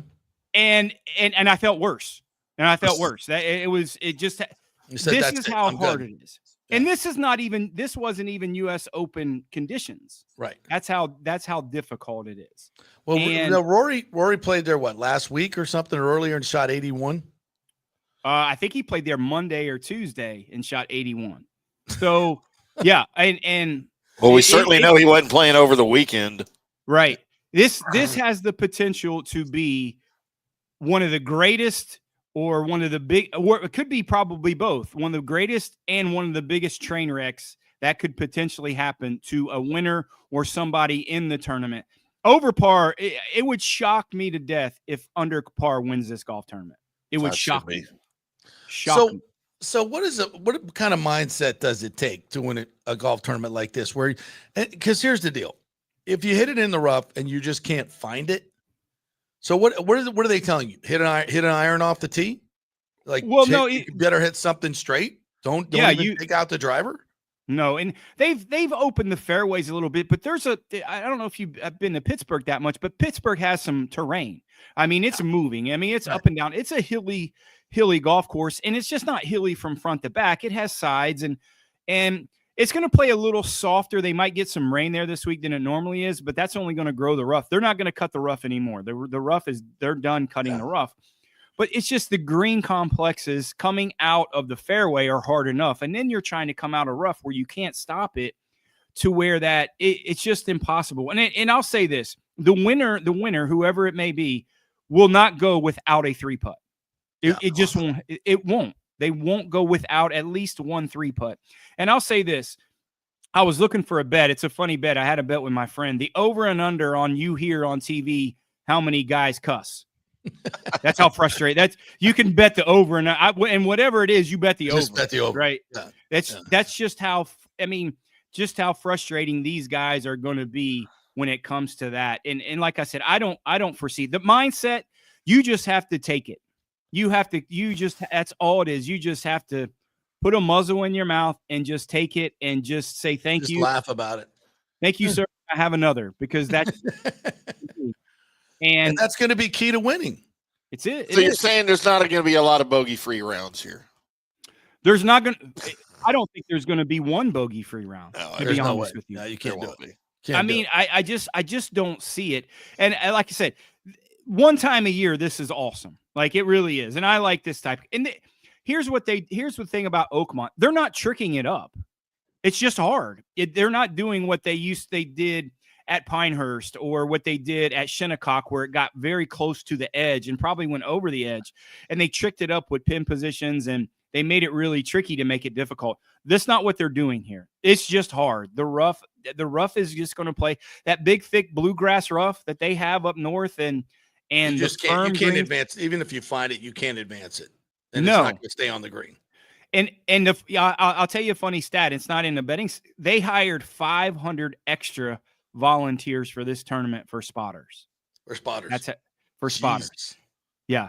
So it is just telling you how difficult this is going to be. And Jack always used to say the quote, and especially he framed it towards the U.S. Open, is you hear so many guys will complain, and he says, "Hey, that's fine with me because I hear the guys that complain. I knew I could beat him already before we He's already done. Up. He beat himself. He's already done. Mentally, so you're right, JP. The mentality that you have to have is just the acceptance of it. And we'll see who. And I heard a great quote from Bodenheim, who set up the golf course. He said, this week, guys will have 15 clubs in their bag. And I'm like, 15 clubs? You're only allowed to have 14. He said, yeah, the 15th club is going to be your mind. Yeah. This week. And that's how they want to set it up. And that's how they set it up. All right, let's get to the card. See what we got and why. You got some mentally strong people on this card, I'm guessing. Yeah, I mean, if you look at the card, the guy on the right, the swing. Which one? Yeah, far right with the swing. Yeah. He's definitely done before he even pulls in the parking lot. Okay. I promise you that. He already quit after 2 rounds. He's done. He quit. Yeah. Right. And I told somebody the other day. Somebody asked me why didn't I try to qualify for the U.S. Open. I said I don't want to play there. I have no interest in. I've done it twice. I have no interest. But hey, listen, we almost had another hit last week with Sam Burns. Unfortunately, lost in a play. I mean, we were really close. So uncharacteristic of Sam. I liked him going into this week, but one of the keys here, and it seems like hold on before we get into it, I got to ask this question on Sam Burns. Okay, did he push out? Should he have hit 3-wood earlier in the pillow fight playoff? He waited. No. Well, what? No. Because somebody to have some balls to hit the 3-wood from the fairway because they had multiple opportunities. Well, the wind died down, and you got to realize it got cooler, and the wind was more into their face the first few times that they did. Sam Burns just missed a 5-footer on the very first playoff hole to lose. Right. That's just. I mean, Well, he could have gone for the green come on. All right. No, he didn't like that shot. I mean, if you look at it, he had 258 the very first time playing almost 280 over a pond in the cool weather. He wasn't going to do that. I mean, he's a smart enough guy. And then uncharacteristic of Sam Burns, he 3-putts, which he's one of the best lag putters on the PGA Tour. So I liked him going into this week for that fact of, you're going to have to be a really good putter, but you're going to have to be even a better lag putter this week because that's just how difficult it is. Right. And I don't like Scotty this week just because of that. I mean, we're not going to pick him on our card because there's just no value, but if there's any flaw to his game, which there's probably not, his worst flaw is he's not a great lag putter. So, take that as it is, but I like these guys who have really good temperament. I mean, Ludwig Oberg at 25-1 is our first pick, and you couldn't tell if that guy's shooting 85 or 60, right? And that's what you really have to have. I'm just a little concerned with him in terms of how healthy is he still? Does he still have that lingering injury? But he played a couple really solid rounds at Memorial when the conditions were similar to what we're going to have here. Played a little bit softer, but at 25-1, there's great value, and I like him. Shane Lowry. I mean, is it Shane Lowry time? 30-1. He finished third here in 2016 when DJ won, and he has the great mentality. He said this is one of his favorite golf courses in the world, and it plays more like a links golf course more so than it does a normal 100-year-old traditional type of U.S. Open with super tree line. But Shane's a hothead. He's talk about cussing. His F-bomb meter is going to be over 75 each day. Well, I really think that I agree with you 100%, but I think this losing the 3 or 4 times that he's had to lead going into the last round is really going to help him. And he loves the place. Like, he's the guy that's taking this on of, man, I love this place. I don't care how hard it is. This is one of my favorite places in the world. We'll see what he says come Thursday night. Finishing third going in there in 2016 is going to help him a lot. And he's creative, right? He can move the ball, and that's what you really have to have at Oakmont. You have to be very creative, especially with your short game, and he has that.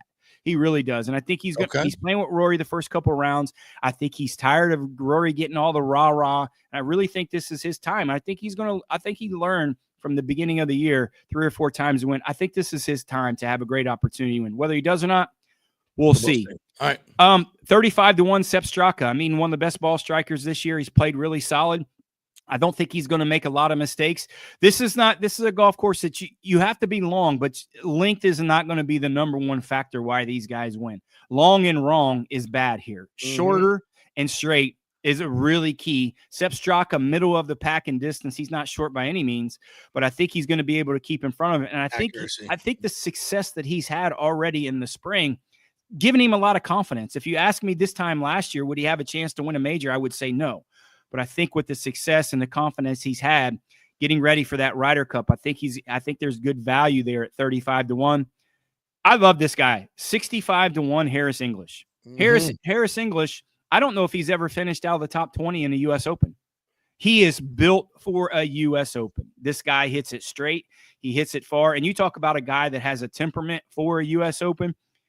You're not going to see Harris English drop an F-bomb like Shane Lowry. You're just not. It's just not in his demeanor. And I think he can plot his way around the golf course. He put a 2-iron in his bag this week to hit some of these fairways. He can shape it. He can hit it high. He can hit it low. So 65-1 at Harris English. I love it in this spot for our long shot ham sandwich pick this week. These 2 spots are really interesting to me. 2 top 10s. Denny McCarthy at plus 1,100 and Tom Hoge plus 1,400. Now, if you look at Denny McCarthy, he really hasn't had a great year, but you look at a U.S. Open, and putting is going to be a main factor. And you look at the best putter in the world, he's not the longest guy in the world, but if he can keep it in front of him and he doesn't trip over himself, get it on the green, I'll take the best putter in the world at plus 1,100 to finish in the top 10. I don't think he can win the U.S. Open as his first win. I just don't think he's there yet, but I think he can certainly stay there and finish in that top 10. And you kind of look at the other side of the coin is Tom Hoge, one of the best ball strikers on the PGA Tour, getting him at plus 1,400, coming off 2 really good weeks. And I think his ball striking is going to be key. He's not going to be up and down like a Shane Lowry. It's a great point, JP. I think he's going to be even keeled. He might backdoor that top 10. Watch for a guy that can kind of backdoor, not make a lot of mistakes. But to get him at 1,400 to finish in the top 10, I love it. I love that number. And 2 top 20s, Keegan Bradley at plus 230 and Jason Day plus 300. Keegan Bradley's just he's going to grind the dimples off that golf ball. You know, he's not going to quit. And if there's a perfect tournament for him, I think this one and then the British Open coming up in a couple weeks, I think he's got this little stretch of 2 or 3 weeks that he's got to really play well, and then he's going to focus on the Ryder Cup. So I think this is a good week for Keegan finishing in that top 20. I think he hits it long enough, and I think he can maneuver his way around this place to get in that top 20 spot. And Jason Day, I mean, he finished in the top 15 last time he was here in 2016. He lives in Ohio. He's used to this type of grass. And I know at his place in Columbus, he let the rough grow to 6 or 7 inches where he practices at his home. It's weird to get ready for this week, knowing that little short drive over from Columbus to Pittsburgh, he's been prepping for this. And he likes the place. He does. He for whatever reason, he will thrive on this, and he's been practicing in these conditions. And to get him at plus 300 to finish in the top 20, I like him in that spot. All right. There's your card. Had another good week last week. You going to be doing matchups this weekend? Yeah, we should if we like them. We were 1-0 in matchups this past weekend at the Canadian Open, so our record for the year is 34 wins, 8 losses, and 4 ties for our matchup. And even after a little rough patch, we're still plus $4,710 net profit for the year. We would have had a great week last week. We did cash in on Alex Smalley to finish in the top 20. And it'd have been a great week if Sam Burns could have just been like Sam Burns and not 3-putted the last hole. So, yeah, we're still on the good profit side. We're hitting a good little stretch here. I like this week. I like the next couple weeks as we go on. But I'm really I'm as excited about this U.S. Open just because of the difficulty of it. This is the common man's golf tournament. People are going to be watching, sitting on the couch and saying, man, I can do that. Listen, I fluffed it from the rough. And you're going to see a lot of people. It wouldn't surprise me if there was a 90 shot. Someone shot 90. Yeah, I'm being serious. I mean, and I mean, it's not a PGA Tour, man. All these guys aren't tour players. I mean, you got Dennis playing, you got amateurs playing, you got guys. A lot of amateurs playing. Yeah, never played in this. Did Jackson get in? Did Jackson Serber get in? Jackson, I don't know. He was on the leaderboard last week. I think he got in. I think he's playing. So that would be interesting to see once he finishes up and he gets back to Tampa, some of what his thoughts. I hope he has a good week. I watched him last week. He had a first couple good rounds. How did he finish? He made the cut, but I think he finished like T40th or something like that. Kind of fell down. But nice check. Yeah, that's a good to talk to maybe a guy like that who went through that experience. And it might take him a few days when he's finishing up because he's going to feel that bad about himself like everybody else. I don't see him on the plane. Okay, maybe he didn't get in then. But some of these guys are going to be made the cut famously. Remember when John Rahm pulled out and he got in the featured group and made the cut? It was freaking unbelievable. But this year, guess not. Now you'll be here tomorrow. You're bringing the swag, so we'll see you at Riveters, right? 5 to 7. Yeah, it's going to be fun doing the show with you. And chauffeured limousine will pull up. What about 5 o'clock with you in it? If the Kia is the new limousines and as a rental car, that sounds about right. That sounds about right. Well, Scott said he's got to drop off his brother-in-law or something at the airport. So maybe you guys can, Yeah, I think I get in at like 1 o'clock or 2 o'clock or something like that in the afternoon. So I'll check in the hotel and then, I'll get ready. I'll be at Rivers. I'll be pre-gaming a little bit. I know a couple good spots there by the hotel that I make sure there's plenty of blueberry vodka at Riveters tomorrow. I know. Well, you'll be pre-gaming. Yeah. I can't say it. It's by the hotel, but so I'll just until they become a sponsor of ours, we're not going to say that on there. Place with a spaceship. Damn right. All right, partner. Looking forward to seeing you tomorrow. Appreciate it, guys. Thanks for having me on. See you guys tomorrow. Yeah, he's bringing swag. Johnny's bringing swag. All right, good stuff. All right, let's get one more break in. We'll come back. We'll finish things up. A couple other notes on the national front to see what's going. DeChambeau. I should ask him about DeChambeau. Nobody cares about Bryson DeChambeau. Oh, my God. That's so mean. All right. We are brought to you by the great folks at Italiano Insurance, 813-877-7799. Get that flood insurance before you get flooded. And make sure you have enough insurance. Your home is properly insured.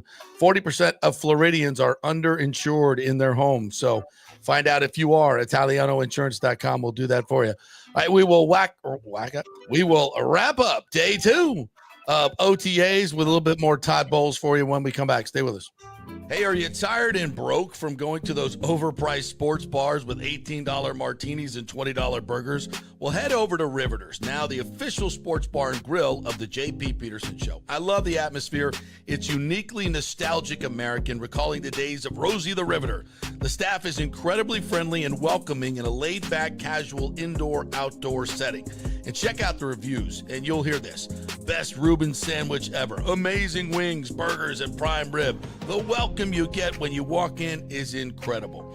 The staff will call you by name. You're not just customers. You're really part of the family. So go say hello to Maha, Taylor, Serena, May, Courtney, Jamie, Christina, Lauren. Tell them JP sent you. This is a real sports bar, and we love our home teams. And they're playing the games on the TVs all the time. You won't have to ask to put the Lightning, the Rays, the Bucs, or the Rowdies on. They do the UFC fights for free, no cover. Big screens and TVs everywhere. It's the place to watch sports in Tampa. Great fresh food, amazing staff, great drinks, insane happy hour, 3 to 7 every day. Race season is here, so make sure you stop by Riveters before or after the game. It's just north of 275 on Dale Mabry, just south of Steinbrenner Field. See you at Riveters. JP here for the Gold and Diamond Source. You know, we told you about the amazing Diamond Savings Account where your diamond never loses its value. Well, now, through the end of May, the Gold and Diamond Source will double your trade-in value up to $2,500. Just bring in your jewelry to trade, and your $2,500 piece turns into $5,000. It's time to upgrade that ring, earrings, whatever. We have gemologists on site to make the deal. Double your trade value up to $2,500. Gets you $5,000 to spend. So go through your jewelry box and get that stuff you never wear and get something new and stylish that you're going to love. Great experience, and we will double your trade-in now till the end of May. We can finance you as well. No interest for 5 years. Only at the Gold and Diamond Source, 3800 Ulmerton Road. Always online at goldanddiamond.com. Although it may seem tempting to go without health care insurance, the financial risk far outweighs the gain you may experience. For example, did you know if you simply broke your leg, it could cost you nearly $7,500? Put on top of that a hospital stay, you could be looking at $10,000 to $15,000. Ensuring that you don't go uncovered is so important, as according to CNBC, high medical bills are the highest contributing factor to why Americans end up taking money out of their retirement savings, or worse, find themselves filing bankruptcy. So go to don'tgouncovered.com or call 800-669-1505. Now, depending on your income, you can get plans for zero premium. Our experts will guide you through the process effortlessly. They will shop many plans and find the one that's right for you. I called and I have full health coverage through Florida Blue for zero monthly premium. It's a free call. So why go uncovered? It's a huge risk. Go to don'tgouncovered.com or call 800-669-1505. That's 800-669-1505. Spring means a time of renewal and Rays baseball, and the folks at Italiano Insurance want to welcome the Rays to Tampa and remind you it's time to renew those insurance policies with the now famous Italiano Insurance Checkup. Let the experienced and friendly agents shop your policy for the best price and coverage.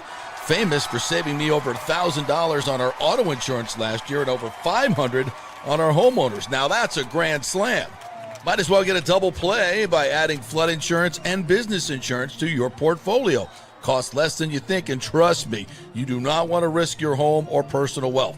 That's a big whiff. So step up to the plate and call 813-877-7799 and chat with the all-star agents at Italiano Insurance. 813-877-7799 or go to ItalianoInsurance.com. Go Rays! Let's go! Right now, back to the show on FanStream Sports. All right, welcome back to the JP Peterson Show on this hump day. Brought to you by OnSiteConstructionFL.com. Go to the website, contact them, get your free consultation with Jason. He'll come out to your house. Say, you know what? We could do this for you. Give you some great ideas. Go to their website, OnSiteConstructionFL.com. See some of the great pictures of their work. Over 20 years in the business, 5-star reviews. Get a contractor who is honest and does fantastic work. They're hard to find.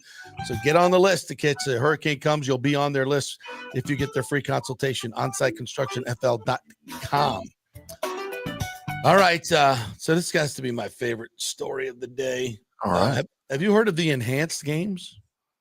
No. Of course, where would they be hosting athletic competition where PEDs are encouraged? Vegas, baby. Vegas, baby. So this is supposed to go on next year. Wow. Organizers of the game scheduled the enhanced game scheduled for next year, next May, promised $1 million bonuses to beat world record times by athletes who will be encouraged to use performance-enhancing drugs under medical supervision. Huh. I'm fascinated by this. Legal juicing. Yeah, so WADA, of course, is going bananas. The worldwide body that is supposed to be anti-doping. They said there's something that has to be explored from the legal perspective. I cannot imagine, for instance, doctors giving the drugs to the athletes. It is completely against the values of their work. It's okay to give them pharmaceutical drugs and vaccines that will kill them, but we can't have any performance-enhancing drugs. That's incredible. I'm not, encouraging uses of PEDs, but for these people to say, oh, the doctors should not be handing out performance-enhancing drugs with the crap that they hand out under big pharma, please. Yeah. Please. The USADA's chief executive, Travis Tigert, says Banca's indignation equals his misinformation of ignorance on how free democratic societies and markets worked. So he's saying that they should not be targeting these people. The main thing is the event is going to be located in the U.S., so I think there's a strong role to be played by the U.S. anti-doping agency, says Banca, whose Montreal-based organization has long had a troubled relationship with the American agency. You got all these anti-doping agencies, the world's, the United States, and they all seem to be fighting each other all the time. Yeah. And it's hard to stay in front of it. The doping back project was very embarrassing for the U.S., Banca suggested, given its proximity to the 2028 Olympics. Swimming's governing body, World Aquatics, said last week it will ban athletes, coaches, and officials who take part in the enhanced games. Am I weird for wanting to see the enhanced games? Like, what do you think it's going to be? This, I don't know, three-legged runners, four-eyed swimmers? I don't know. Could be weird. They're all mutants. Yeah, I'm not on steroids. Everybody be fighting on the podium because they're all on roids. Be roided up. I don't know. Imagine all the back acne. A lot of back acne. We'll see. Yeah, absolutely. A lot of women with very deep voices. Yeah, hairy arms. My name is Holger. I'm a swimmer from East Germany. Yeah. Huh. I don't know. It's gonna be weird. It's gonna be weird. But I'm here. I'm kind of here for it, to be quite honest. Need to get credentials to this. We do, absolutely. Like they'll be wanting lots of media, right? They'll be rolling out the red carpet for media, right? They give us some free hotel rooms in Vegas if we go cover this. Oh, I say we live from Vegas for the enhanced games. Hell yeah! What do you guys want to see? Is that the official title? Yes. Huh. Yes, the global watchdog of this says when shut down the drug-fueled enhanced games planned in Las Vegas next year. That's crazy. I think I've literally joked on this very show about we should have an all steroids Olympics games where we just encourage people to take PEDs and see what happens. I'm telling you, I'm a man before my time. I invent these things and I say, and they come true. They come true. My great ideas. Reminds me of the old SNL sketch where they were covering the Russian or German, maybe they were weightlifters, and the guy lifts up and his arms come out of the socket. Yes. And the blood comes out. Yeah. Blood's burning everywhere. Yes. These enhanced games. Oh, that's interesting. Yeah. I'm for it. I'm actually for it. All right. Rays and Red Sox again tonight. The rubber match. It's going to be Zach Littell against Walker Buehler in his 5.13 ERA. So advantage Rays. Do we have a lineup yet? Do we have a lineup? Is Christian Morel in the lineup? As I'm boycotting the game if Morel is in the lineup. We're going to put him fifth. Why not put him third tonight? Fifth worked out so well last night. Let's put him right in the meat, right third. He should be batting third tonight. Let's get Yandy Diaz the lead off. We've got the Bo Sox lineup. I don't have the Rays. Okay. All right. All right. That'll do it for us today. Don't forget, tomorrow we have our enhanced show. The enhanced JP Peterson show tomorrow, featuring Johnny Gerber and Scott Reynolds. It'll definitely be an enhanced hair day. Yes, it will. Be an enhanced hair day for sure. Maybe I'll just shave it off for tomorrow. I'll go full Tim Ham tomorrow. Shave it off. It'll grow back. So come on out and join us 5 to 7 happy hour, and we're giving away 2 front row tickets to a Rays game. Not sure which game it is, but it'll be going. Doesn't matter. Front row tickets. Yeah. To a Rays game. We'll be giving them away, and plus all kinds of swag as well. Come out for the great happy hour, the great staff, the great everything. We're gonna have a ball.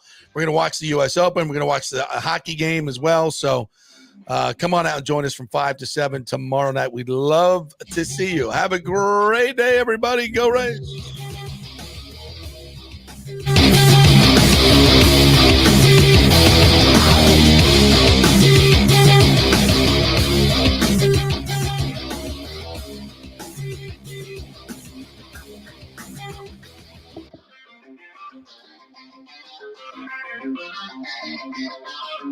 Thank you.